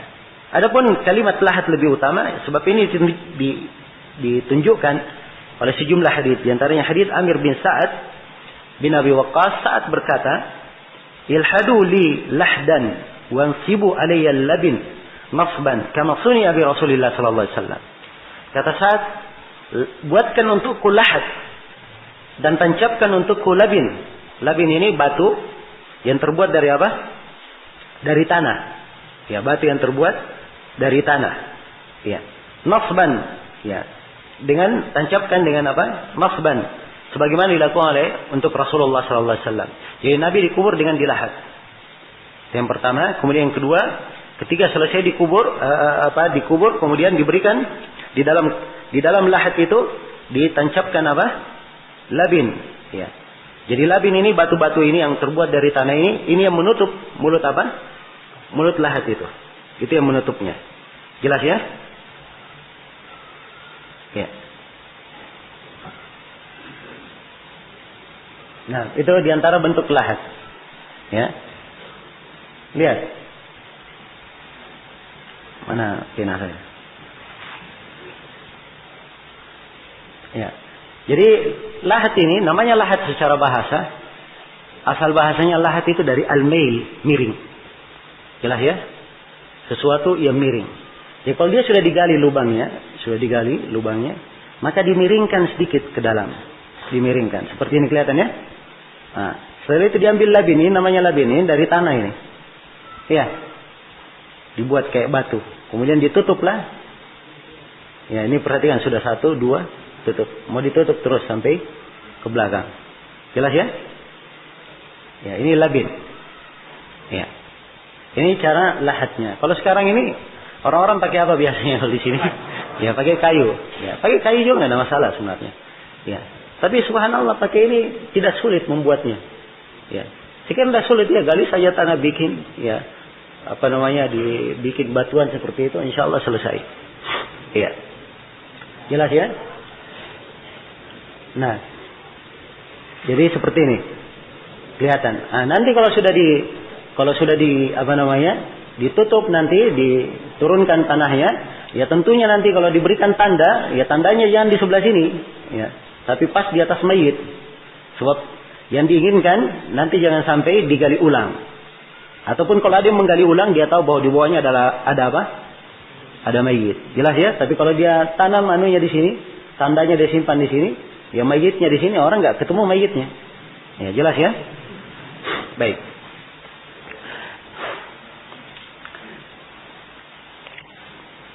Itu lahat. Ya, kalau galian bagaimana? Galian?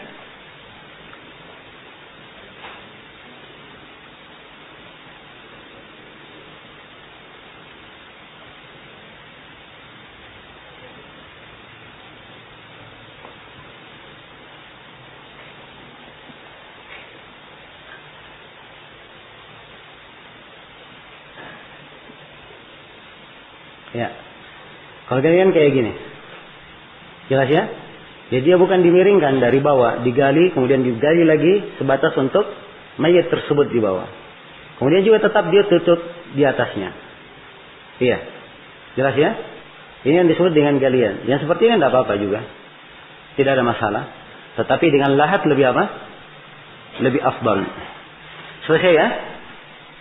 Baik, kemudian kata beliau rahimahullah, ya, kita sudah bacakan dalil-dalil tentang lahat. Ya. Paling utamanya pakai lahat, dan kalau asyak itu boleh. Dia boleh juga. Nah, kemudian kata beliau, sekarang tentang cara memasukkan mayit ke kubur. Cara memasukkannya ke kubur. Ya. Jadi yang dianggap sunnah itu disebutkan di dalam sejumlah riwayat. Ya, ada beberapa riwayat ya, banyak darinya ada kelemahan, tapi oleh Syekh Al-Albani dikuatkan dari seluruh jalan-jalannya. Dia dimasukkan dari arah kakinya. Dimasukkan dari arah apa? Arah kakinya. Iya. Jadi kalau misalnya, ya ini cara memasukkannya. Sekarang kepalanya di sana, maka dimasukkan dari arah kaki di sini. Masuk, ya jenazahnya begitu. Dari sini dimasukkan. Jelas kepala misalnya di sebelah sana ya. Ya, tempat orang yang pakai imamah, pakai kutro merah itu. Nah, itu tempat kepala nanti. Nah, mayitnya dimasukkan dari belakang sini, dari arah kakinya dia masuk. Jelas ya? Itu sunnahnya. Dan ini dikuatkan haditsnya oleh Syekh Al-Albani. Ya, jelas ini sunnahnya. Kalau mau dimasukkan dari manapun tidak ada masalah. Tidak ada masalah. Ya, tapi sunnah tentunya itu lebih afdal. Baik, kemudian berikutnya, ya Syaukani berkata wa yudkhalul mayyit min muakhkharil qabr. Dimasukkan mayit itu dari belakang kubur. Ya. Jelas ya?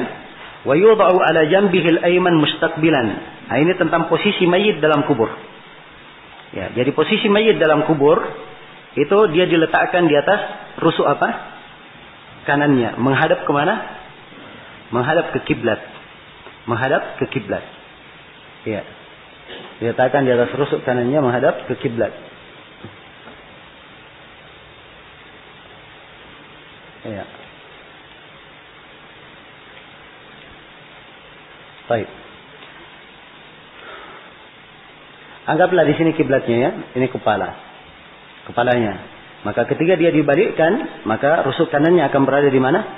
Di bawah. Dan si mayit akan menghadap kemana? Ke kiblat. Baik, sekarang sisa penjelasan dalil kenapa menghadap ke kiblat. Ya, diarahkan ke kiblat,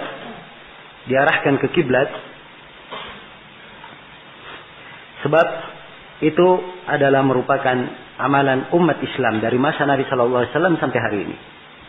Ya. Dan bahkan Ibnu Hazm menyebutkan segala kubur di atas muka bumi dari kuburan kaum muslimin seperti itu keadaannya. Ya, dan ada dalil-dalil umum tentunya tentang keutamaan kiblat itu, ya, Ya. Dan dia adalah seorang muslim yang menghadap kepada kiblat. Nah, jadi ini posisi mayit dalam kubur. Pembahasan yang kelima tentang kesunahan menyiramkan pasir sebanyak 3 kali.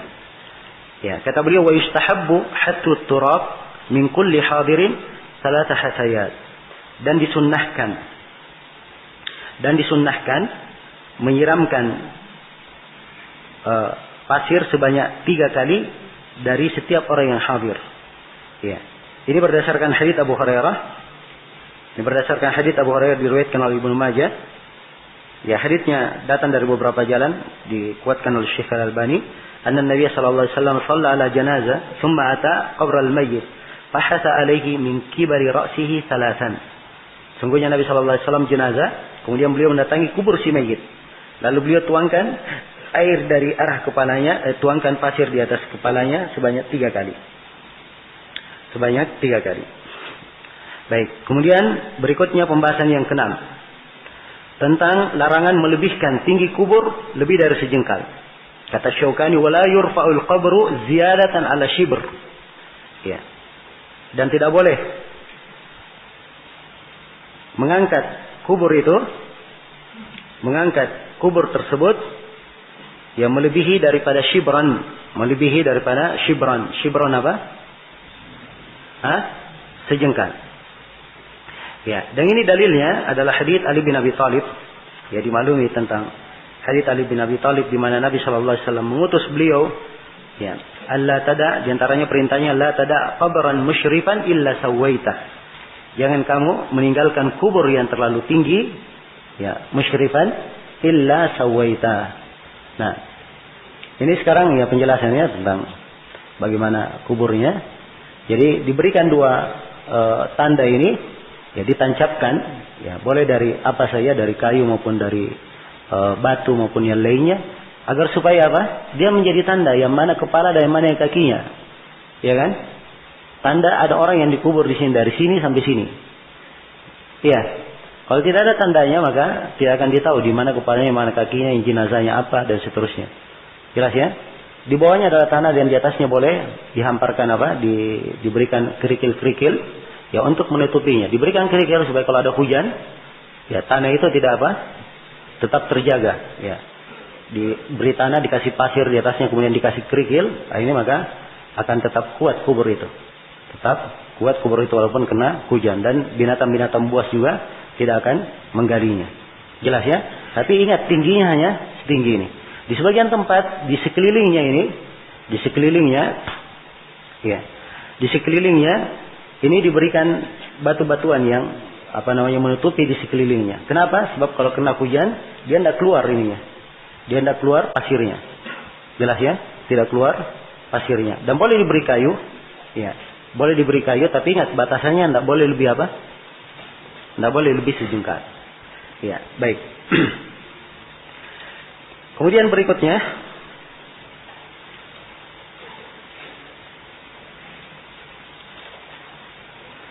ya, yang ketujuh tentang ziarah kubur. Ya, kata Syaukani rahimahullah, wa ziarah lil maut masyru'ah. Ya.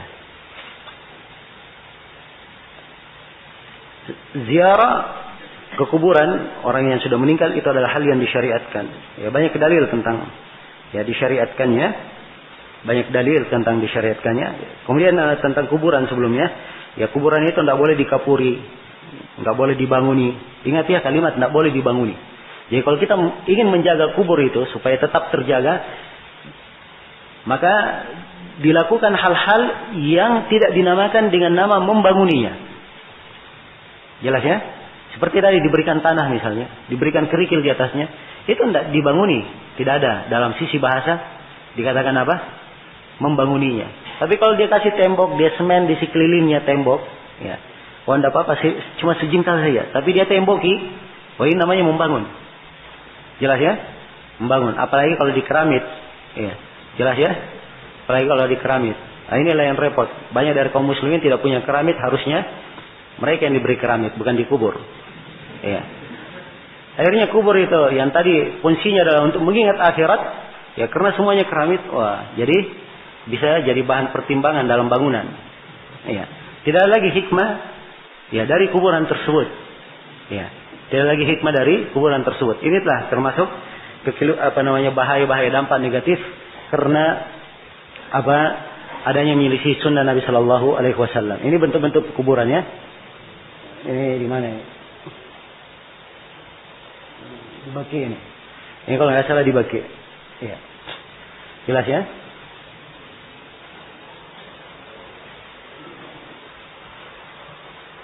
Ya, kemungkinan. Ya. Sebab hampir semua pekuburan di Saudi, bahkan semua pekuburan, saya belum pernah melihat pekuburan di Saudi tidak seperti ini. Semuanya seperti ini. Semuanya seperti ini bentuknya. Jelas ya? Iya. Kemudian, jadi ziarah ke kuburan adalah hal yang disyariatkan. Hal yang disyariatkan. Dalilnya banyak, diantaranya hadits Buraidah riwayat Muslim, "Kuntu nahitukum an ziyaratil kubur fazuruha fa innaha tudzakirukumul akhirah." Saya dulu melarang kalian dari ziarah kuburan, maka berziarahlah kalian sebab ziarah kuburan itu mengingatkan akhirat. Demikian pula hadits Abu Hurairah riwayat Al-Jamaah tentang Rasulullah sallallahu alaihi wasallam menziarahi kubur ibunya, lalu beliau menangis dan membuat orang di sekitarnya menangis. Kemudian beliau berkata, "Ista'dantu Rabbi an astaghfira laha, falam yu'danu li." Saya memohon kepada Rabbku, minta izin kepada Rabbku agar saya memohon ampunkan untuk ibuku. Saya tidak diizinkan. Ya, saya tidak diizinkan. Kenapa? Sebab ibu beliau meninggal dalam keadaan kafir. Jelas ya? Maka kata beliau, "Wasta'dantuhu fin azura kubraha." Saya meminta izin supaya saya berziarah ke kuburnya. Fa'adina li. Maka diizinkan untukku. Kata Nabi, "Fazurul kubur fa innaha tudakkirul maut." Berziarahlah kalian ke kuburan sebab kubur itu mengingatkan kepada al-maut. Mengingatkan kepada al-maut. Ya. Bukan itu ya hadisnya. Nomor 333. Baik.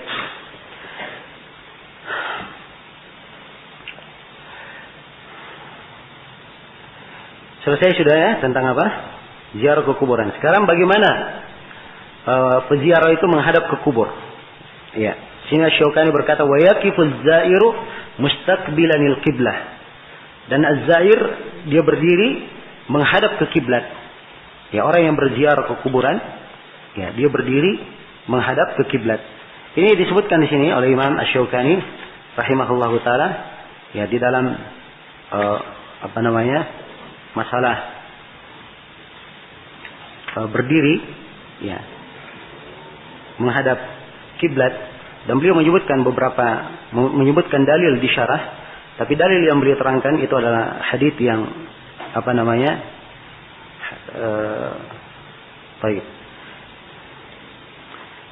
hadits yang datang dari Bara' bin Azib riwayat Abu Daud. Ya, Nabi sallallahu alaihi wasallam duduk di kubur mustaqbilal kiblah, menghadap ke kiblah. Nah, lamma kharaja ilal maqbarah, ketika beliau ke kuburan, beliau duduk menghadap ke kiblat. Maka kalimat menduduk menghadap kiblat ini diambil pendalilan. Ya, haditsnya dikeluarkan oleh Abu Daud, An-Nasai dan Ibnu Majah, demikian pula Al-Hakim, dan Al-Hakim mensahihkannya di atas syarh Syaikhain. Baik. Kemudian berikutnya tentang doa. Ya, doa peziarah. Nah, mustaqbilanil kiblah. Ya, doa ini kita sengaja masukkan di sini. Ya. Az-zair yakif mustaqbilan kiblah. Sebab apabila dia sudah berziarah, maka dia juga berdoa, membacakan doa yang disyariatkan, banyak doa yang diajarkan, dituntunkan oleh Rasulullah sallallahu alaihi wasallam. Ya, di antaranya adalah hadits Abu Hurairah riwayat Imam Muslim. Nabi sallallahu alaihi wasallam mendatangi kubur, beliau membaca Assalamualaikum dar qaumin mu'minin wa inna insyaallahu bikum lahiqun. Nah, itu satu riwayat. Riwayat yang lain, hadits Buraidah riwayat Muslim, Assalamualaikum ahlad diyar minal mu'minin wal muslimin wa inna insyaallahu bikum lalahiqun. Nas'alullaha lana wa lakumul afiyah. Nah, itu di antara doa yang diajarkan. Kemudian yang ke-10 tentang haramnya menjadikan kubur sebagai masjid. Asy-Syaukani berkata, wa yuhramu ittikhadul quburi masajid, dan diharamkan menjadikan kubur itu sebagai masjid-masjid. Ya. Ini tentang pengharamannya diambil dari sejumlah hadits, ya, di mana Nabi sallallahu alaihi wasallam melaknat orang yang menjadikan kubur beliau sebagai kubur para nabi sebagai masjid. Ya, dalam hadits Abu Hurairah, dalam hadits Aisyah dan selainnya, la'anallahu al-yahuda wan nasara ittakhadhu qubur anbiya'ihim masajid. Allah melaknat orang-orang Yahudi dan Nasara menjadikan kubur masjid, kubur para nabinya sebagai masjid.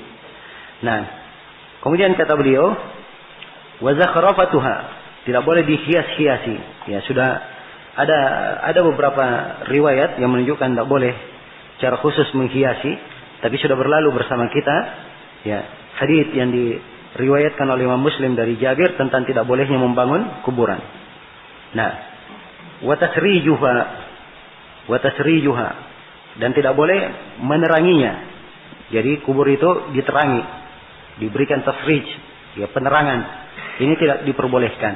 Ada sebagian nas riwayat dari Nabi sallallahu alaihi wasallam yang menunjukkan tentang tasrij, ya, memberikan siraj padanya. Ya, ada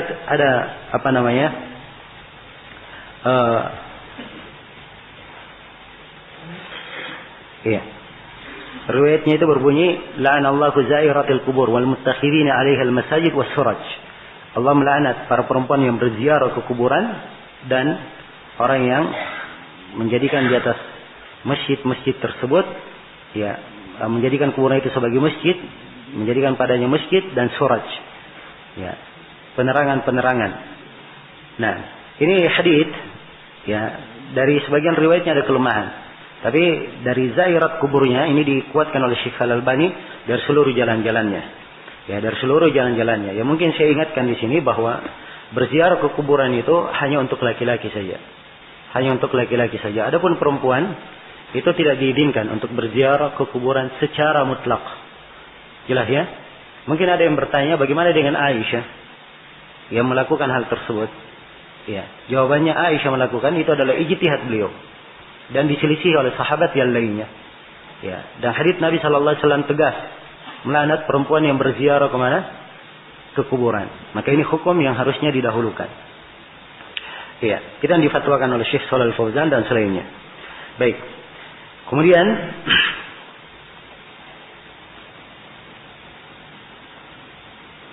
ya, ke-11 sudah ya beberapa larangan berkaitan dengan kubur dan ziarah. Yang tidak boleh diterangi, wal qu'udu 'alaiha, tidak boleh diduduki, wasabbul amwat, tidak boleh mencelah orang yang sudah meninggal. Ya, dalilnya hadits Aisyah riwayat Bukhari, Rasulullah sallallahu alaihi wasallam bersabda, "La tasubbul amwat, fa innahum qad afdau ila ma qaddamu." Jangan kalian mencela orang-orang yang sudah mati, sebab mereka itu telah berjalan menuju kepada perbuatan yang mereka kedepankan. Ya, mereka telah lakukan. Yang ke-12 tentang syariat ta'ziyah. Kata Syaukani, wa ta'ziyatu masyru'ah. Dan ta'ziyah adalah hal yang disyariatkan. Ya, pensyariatan ta'ziyah ini diterangkan di dalam sejumlah hadis ya yang menunjukkan bahwa ta'ziyah adalah hal yang disyariatkan. Dan Nabi sallallahu alaihi wasallam melakukan hal tersebut. Ya, maksud dari ta'ziyah itu ya dari kalimat al-aza yang itu artinya menghibur ya dan membesarkan hati orang yang tertimpa musibah, keluarga si mayit yang ditinggal. Itu maksud dari ta'ziyah. Ya, dia datang menghiburnya, membesarkan hatinya. Ya, dan dia ucapkan kalimat-kalimat ta'ziyah yang warid dari Nabi sallallahu alaihi wasallam. Ya, jelas ya? Dia ucapkan seperti misalnya Nabi ya pernah berkata, "Inna lillahi ma akhad wa lahu ma a'ta wa kullu syai'in 'indahu bi ajalin musamma." Ya, sungguhnya milik Allah apa yang Allah ambil dan milik Allah pula apa yang Allah beri. Dan segala sesuatu semuanya sudah ada ketentuan ajalnya. Ya, jelas ya? Ada ketentuan ajalnya. Nah, maka ini pembahasan ya, mungkin kita bahasakan dengan bahasa Indonesia. Ya, segala sesuatu itu adalah milik Allah. Ya. Allah memberi apa yang Dia kehendaki. Dan kalau Allah ingin mengambil miliknya, bisa diambil. Ya. Maka segala sesuatu itu ada umurnya, ada ajalnya. Ya. Maka hendaknya seorang bersabar dan ridha terhadapnya. Nah, jelas ya, ini dari lafaz ta'ziyah yang disebutkan oleh Nabi sallallahu alaihi wasallam. Dan boleh dia memakai hal yang lain sebab kata ta'ziyah itu artinya dia menghibur saudaranya, ya, dia membesarkan hatinya, ya, dan memberikan nasihat-nasihat untuknya. Ya, ada hadits-hadits lain sebenarnya berkaitan dengan ta'ziyah, tapi kebanyakannya lemah. Disebutkan oleh Syaukani di sini. Kemudian yang terakhir di sini tentang menghadiahkan makanan untuk keluarga mayit. Ya, menghadiahkan makanan untuk keluarga mayit ini adalah hal yang disyariatkan berdasarkan hadits Abdullah bin Ja'far riwayat Imam 5 kecuali An-Nasai. Ya, lamma ja'a na'yu Ja'far hina qutil qala Nabi sallallahu alaihi wasallam isna'u li ali Ja'farin ta'aman faqad atahum ma yushghiluhum. Ya, tatkala datang na'yu ali Ja'far, tatkala datang berita bahwa Ja'far meninggal, Ja'far bin Abi Thalib terbunuh, maka Nabi berkata, isna'u li ali Ja'far ta'aman, buatlah makanan untuk keluarga Ja'far. Sungguh telah datang kepada mereka hal yang membuat mereka sibuk. Ya, harusnya begini dalam ta'ziyah. Ya, harusnya orang-orang yang berada di sekitarnya, karib kerabatnya, tetangganya itu yang membawakan makanan untuknya, menghibur hatinya. Itu dari bentuk ta'ziyah. Ya, bukan sebaliknya yang terjadi di masa ini. Ya, kalau ada yang meninggal, justru keluarganya bikin acara. Ya, kalau saya bahasakan bikin pesta. Ya, ada yang meninggal bikin pesta, kan begitu. Ya, sama kan yang dimakan dengan di pesta-pesta itu. Ya, jelas. Dan ini dari hal yang keliru. Ya, dan ini dari hal yang terlarang juga. Sebab ya Jarir radhiyallahu taala anhu berkata bahwa kami menghitung kunna na'uddu al-ijtima' ya ba'da dafnil mayit minan niyaha. Kami menghitung di masa Nabi ya kumpul-kumpul setelah mayit dikubur itu terhitung dari niyaha. Terhitung dari apa? Niyaha. Maka kumpul-kumpul bikin acara, kemudian beri makan, ini akan memberatkan ya keluarga mayit, memberatkan keluarga mayit. Ya, kemudian dia sudah menyelisihi syariat. Ya. Karena kadang sebagian orang tidak punya kemampuan, tapi karena kebiasaan ya masyarakat seperti itu, ya akhirnya kadang kalau dia tidak bikin sesuatu, dia pun malu dikatakan, wah ini ya keluarganya meninggal, dia tidak ada mau berkorban untuk yang meninggal, dia bikinkan acara. Itu aja alasannya. Ya, tidak menghargai orang yang meninggal. Ya, akhirnya ya sudah kena musibah, ya cari pinjaman lagi. Ya. Dapat musibah yang kedua. Ya. Jelas ya? Yang tadi judulnya ya judul musibahnya hanya aku berduka. Ya, sekarang judulnya berubah, duka di atas duka. Ya. Ini akibat apa? Akibat menyelisih sunnah Rasulullah sallallahu alaihi wasallam. Iya. Baik. Baik, ini pembahasan-pembahasan yang disebut oleh Imam Syaukani di sini berkaitan dengan salat jenazah. Selesai sudah pembahasan tentang Kitabul Janaiz. Berikutnya kata Imam Syaukani rahimahullahu taala, Kitabuz Zakah, kitab tentang zakat. Nah, az-zakah secara bahasa itu bermakna az-ziyadah wa tanmiyah, tambahan dan pengembangan. Ya. Itu makna yang pertama. Makna yang kedua, dia bermakna mensucikan. Ya. Itu makna yang kedua. Ada makna-makna lain yang disebut oleh ahli fikih. Ya, dikatakan tambahan sebab orang yang mengeluarkan zakatnya itu tidak mengurangi hartanya, tetapi itu akan menambah apa? Menambah harta. Rasulullah sallallahu alaihi wasallam bersabda, "Ma naqasat shadaqatun mimmal." Sedekah itu tidak pernah mengurangi harta, bahkan akan apa? Menambahnya. Dan dikatakan dia mensucikan sebab harta itu akan menjadi suci dengan dikeluarkan zakatnya. Karena itu dalam Al-Qur'an dikatakan, "Khudh min amwalihim shadaqatan tutahhiruhum wa tuzakkihim biha." Ambillah dari harta mereka sebuah sedekah yang mensucikan dan membersihkan mereka. Jelas ya? Jadi ini faedah dari zakat tersebut nampak dari sisi bahasa. Adapun dari sisi istilah, zakat itu adalah ta'abbudu lillahi ta'ala bi ikhraji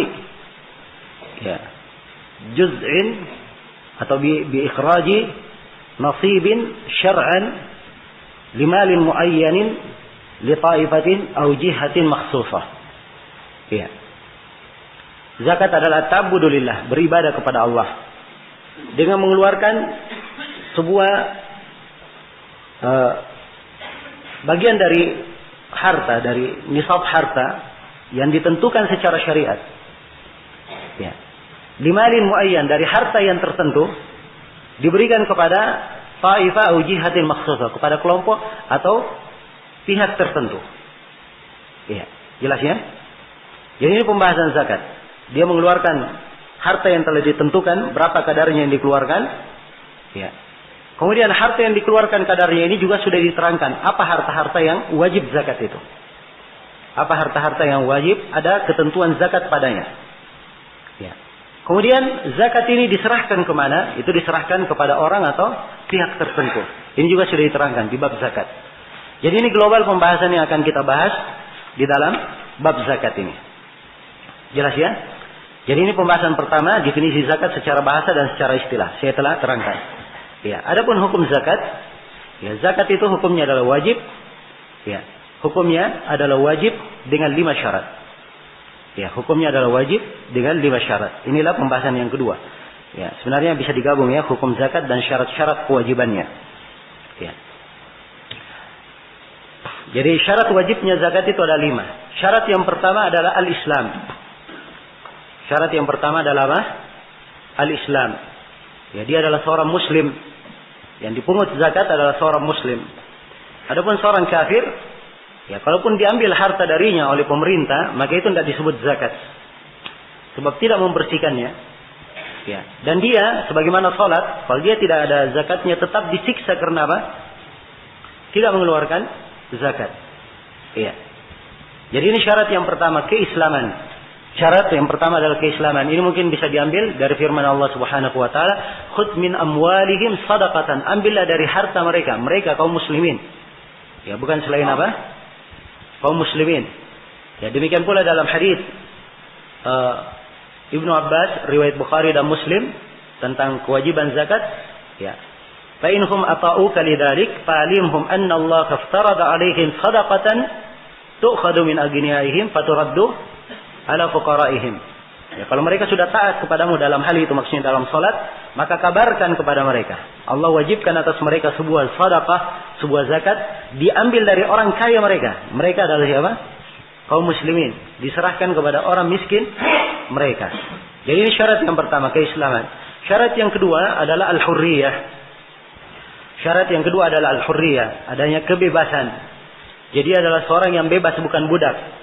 Adapun kalau dia budak, maka budak itu tidak ada hartanya. Kalau dia punya harta, maka itu adalah milik tuannya. Adalah milik tuannya. Karena itu dalam hadits Abu Hurairah yang diriwayatkan oleh Imam Al-Bukhari dan Imam Muslim, Rasulullah sallallahu alaihi wasallam bersabda, "Man ba'alahu abdan, famaluhu lilladhi ibta'ahu lilladhi ba'ahu illa ayyashtaritahu al-mubta'." Siapa yang menjual budaknya, maka hartanya adalah milik si tuannya yang menjual, kecuali kalau si pembeli mensyaratkan. Kalau si pembeli membeli, dia syaratkan hartanya milik saya, nah itu baru ikut menjadi miliknya. Jadi kalau harta adalah milik tuannya, berarti dia tidak ada kewajiban zakat. Bagaimana ada kewajiban zakat? Ya, sedangkan dia tidak memiliki harta. Jelas ya? Baik. Kemudian syarat yang ketiga dari syarat kewajiban zakat adalah istiqrar al-mulkiyah, kepemilikan yang tetap padanya. Ya. Jadi barang itu adalah hal yang merupakan milik harta yang tetap padanya. Ya. Bukan harta yang tidak tetap. Contohnya seperti misalnya dia punya kontrakan. Ya. Dia diberi kontrakan uang sewa. Ya, tentunya uang sewa ini dia sewa akadnya misalnya setahun, kan begitu? Ya, diambil sewaan setahun. Ya, banyak sewanya sampai nisab misalnya. Ya. Tapi belum lagi setengah tahun, ya, rumah sewanya misalnya kena gempa rubuh. Ya, misalnya ya. Maka tentunya apa? Ya, dia wajib mengembalikan apa? Seperduanya, wajib dia kembalikan seperduanya. Dia hanya berjalan sampai setengah tahun. Maka karena ini kepemilikan yang belum tetap, maka dia tidak ada zakatnya sepanjang belum selesai sewanya. Kecuali kalau sewa sudah selesai, ya, sewanya sudah selesai, ya, diterima sudah di akhir tahun. Nah, di sini ada silang pendapat di kalangan para ulama tentang masalah apakah ada zakatnya atau tidak ada. Ya, kalau Syekhul Islam Ibnu Taimiyah, beliau memandang itu sama dengan hal yang lain yang dipanen, maka dikeluarkan zakatnya. Ya. Dan bagi ulama yang lainnya tidak ada zakatnya kecuali kalau dia mencapai nisabnya dan sudah berputar selama setahun. Ya, jelas ya. Baik, ini syarat yang keberapa? Syarat yang ketiga. Demikian pula contoh misalnya syarat yang ketiga, kepemilikan yang tetap. Misalnya dia punya syarikat mudharabah. Akan datang nanti ya di pembahasan syarikat tentang mudharabah. Ya, kerjasama. Ya, bersyarikat. Ya sudah ditentukan. Ini dari kerjasama kita ini, dari usaha bersama kita ini, ada pembagian hasil. Kamu 50%, saya 50%. Ya, tentunya bagi hasilnya akan datang menjadi miliknya. Tapi ini akan menjadi miliknya setelah apa? Setelah dia terima. Kalau masih jalan, ini adalah kepemilikan yang belum apa? Belum tetap. Jelas sampai sini, ini belum ada zakatnya. Ini diantara contohnya. Kemudian syarat yang keempat. Syarat yang keempat disyaratkan bulughun nisab. Harus sampai nisabnya. Harus sampai nisabnya. Iya. Akan diterangkan di sini oleh Imam Syaukani rahimahullahu taala, nisab setiap dari barang-barang yang ada wajib padanya zakat. Akan diterangkan oleh beliau apa nisabnya. Iya. Kalau dia adalah hewan ternak ada 3. Ya, onta, kambing dengan sapi, ya nisabnya berapa? Itu akan diterangkan. Kalau dia adalah emas dan perak, berapa nisabnya? Kalau dia adalah hasil bumi, berapa nisabnya? Ya, kalau dia adalah Syaukani tidak menyebutkan ya tentang perdagangan. Ya, akan kita sebutkan bahwa beliau Syaukani dari ulama yang berpendapat tidak ada zakat perdagangan. Jelas ya? Tapi kita akan terangkan insyaallah taala tentang adanya zakat perdagangan ini. Iya. Jadi ini syarat yang keberapa sudah? Syarat yang keempat. Syarat yang kelima, dan ini yang terakhir, adalah telah berputar selama apa? Selama setahun. Telah berputar selama setahun. Jadi syaratkan, ya, bahwa harta tersebut adalah harta yang sudah berputar selama setahun. Iya, telah berputar selama setahun. Dan ada dalil-dalil yang insya Allah kita akan baca nanti. Ya, menunjukkan disyaratkannya berputar setahun. Dia pegang harta itu selama apa? Selama setahun. Ini berlaku pada seluruh harta yang ada kewajiban zakat. Kecuali beberapa harta diperkecualikan oleh ahli fikih. Harta pertama yang diperkecualikan tidak disyaratkan berputar setahun. Jadi kalau tidak disyaratkan berputar setahun, kapan saja diterima langsung dikeluarkan apa? dikeluarkan zakatnya. Yang pertama yang tidak disyaratkan berputar setahun adalah harta yang dikenakan padanya 10% atau al-mu'asyar. Ini pada pada hasil bumi. Ya, pada apa yang keluar dari bumi. Nah, tanaman itu kalau tanamannya dialiri, ya, butuh pembiayaan, maka dikeluarkan berapa persen? Dikeluarkan 5%. Kalau dia dialiri sendiri, minum dengan sendirinya tanpa ada pembiayaan, maka dikeluarkan berapa? 10%. Ya, kalau seimbang maka dikeluarkan 7,5%. Sebagiannya ada biaya, sebagiannya biaya, sebagiannya gratis. Kalau seimbang 7,5%. Jelas ya? Baik. Ini harta yang dipanen ini dikeluarkan begitu dipanen berdasarkan firman Allah, wa atu haqqahu yauma hasadihi. Keluarkanlah haknya ketika dipanen. Jadi tidak ditunggu berputar setahun. Begitu dipanen langsung dikeluarkan. Jadi ini yang pertama yang diperkecualikan. Yang kedua yang diperkecualikan adalah hasil kembang biak dari peternakan. Hasil kembang biak dari peternakan. Iya. Apabila sebuah harta sudah sampai nisabnya, ya, dari ternak sudah sampai nisabnya, kemudian ternak ini berkembang biak, maka begitu sampai di akhir tahun bersama dengan kembang biaknya ini, dia mendapatkan dihitung nisabnya sama dengan asalnya. Dihitung nisabnya sama dengan asalnya. Ya, saya beri contoh supaya lebih jelas. Ya, kambing misalnya. Kambing itu nisabnya kalau dari 40 sampai 120, nisabnya berapa ekor kambing? 1 ekor kambing. Kalau dari 121 sampai 200, ya, maka nisabnya berapa? 2 ekor kambing. Ya, akan datang ya penjelasan di nisab kambing, jangan tergesa-gesa. Saya beri contoh sekarang, ada orang punya 40 ekor kambing. Ya. Semuanya kambing betina. Jelas ya? Punya 40 ekor kambing. 40 ekor kambing ini, ya, dia punya 40 ekor kambing sudah genap nisab pada bulan 1 misalnya. Pada bulan berapa? Bulan 1. Terus kambingnya ini dia pelihara kambing ini. Sampai di bulan 7, ya, semua kambingnya melahirkan. Ya. Semua kambingnya apa?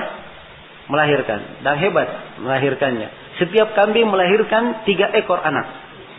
Ya. Kecuali 1 dia melahirkan 4. Ya. Kalau begitu berapa jumlah kambingnya? Hah? Ya. Jadi 120? Hah? Saya ulangi. Setiap kambing melahirkan 2 ekor kambing. Ya. Kecuali 1 melahirkan 3. Jadi semuanya berapa? Ya. 121. Kan 81 jumlah tambahannya kan? Anak-anaknya. 81. Jadi tambah asalnya, ya, induknya 40, semuanya berapa? 121. Nah, jelas di sini ya. Jadi di sini kambing asalnya berapa? 40. Kembang biaknya berapa? 81. Kembang biaknya 81. Maka di akhir tahun, ya, begitu masuk bulan 1 di tahun berikutnya, maka yang dikeluarkan berapa? 2 ekor. Sebab dari 121 sampai 200 berapa yang dikeluarkan? 2 ekor. Inilah tadi yang saya katakan. Walaupun kambing yang kembang biaknya ini di bulan 7 belum cukup nisabnya, baru 5 bulan. Tapi dia ikut kepada asalnya. Asalnya kan bulan 1. Maka dia ikut kemana?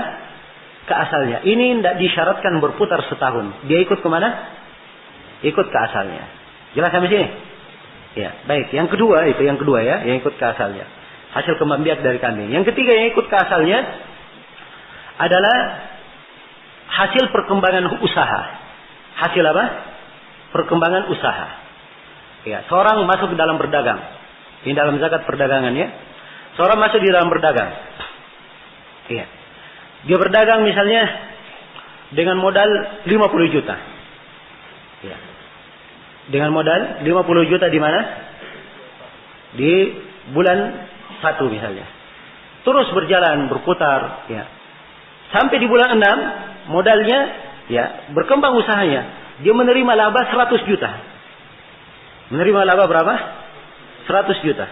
Terus berjalan sampai masuk bulan 1 berikutnya, ya, dia tambah laba lagi, dapat laba lagi dari dari usahanya menjadi dapat 100 juta lagi.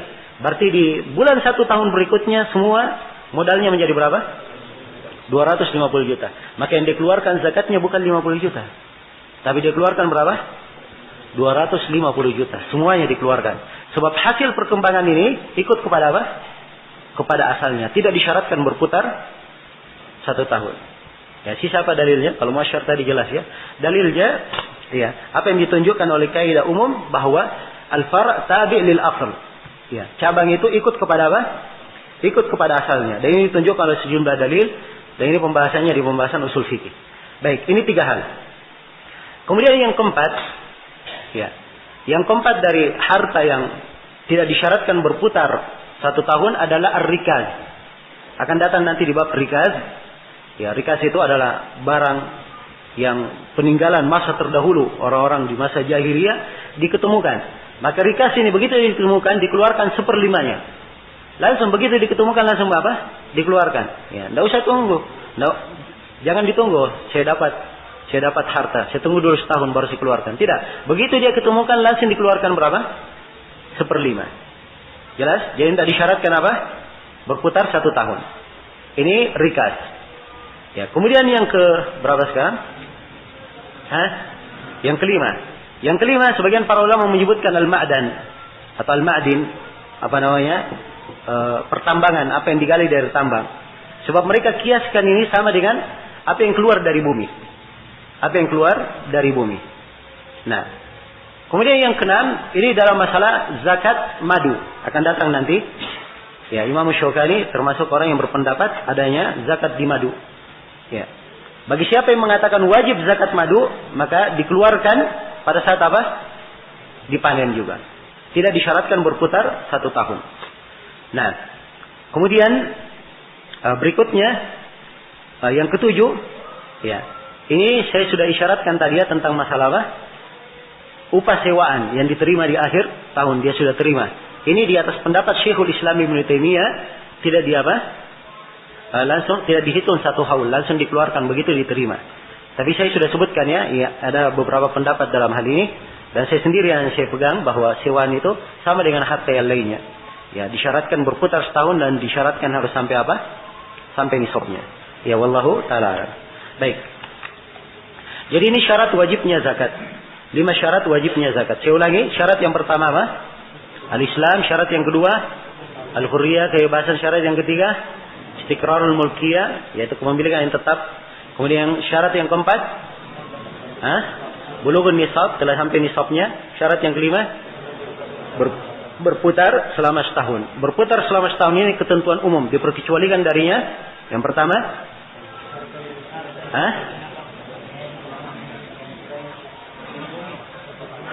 yang pertama hasil bumi dikeluarkan.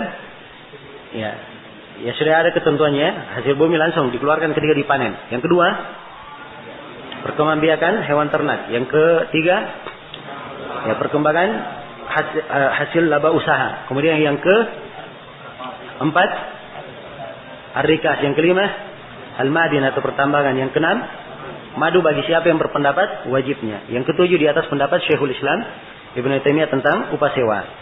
Baik. Ini syarat-syarat wajibnya zakat. Ya, kemudian beliau masuk menjelaskan tentang bab zakat hewan. Ya. Ya baik, sampai sini dulu. Ya insyaallah taala tidak kesusu ini. Ini materinya insyaallah tidak terlalu mengejar target lagi kita. Ya. Insyaallah pada maghrib bisa tanya jawab insyaallah. Ya. Baik, tapi kita tetap ada materi yang harus didahulukan. Sebab nanti ada hari Jumat, berarti 1 season kurang. Ya, ya kan? Hari Jumat kita pagi mulai, ya sebelum Jumat tentunya tidak ada pelajaran. Sampai pada asar baru kita mulai lagi. Jelas ya? Maka ada 1 season yang kurang, tetap kita maju sedikit ke depan. Sehingga kalau seasonnya kurang, kita masih berada di atas target. Ya.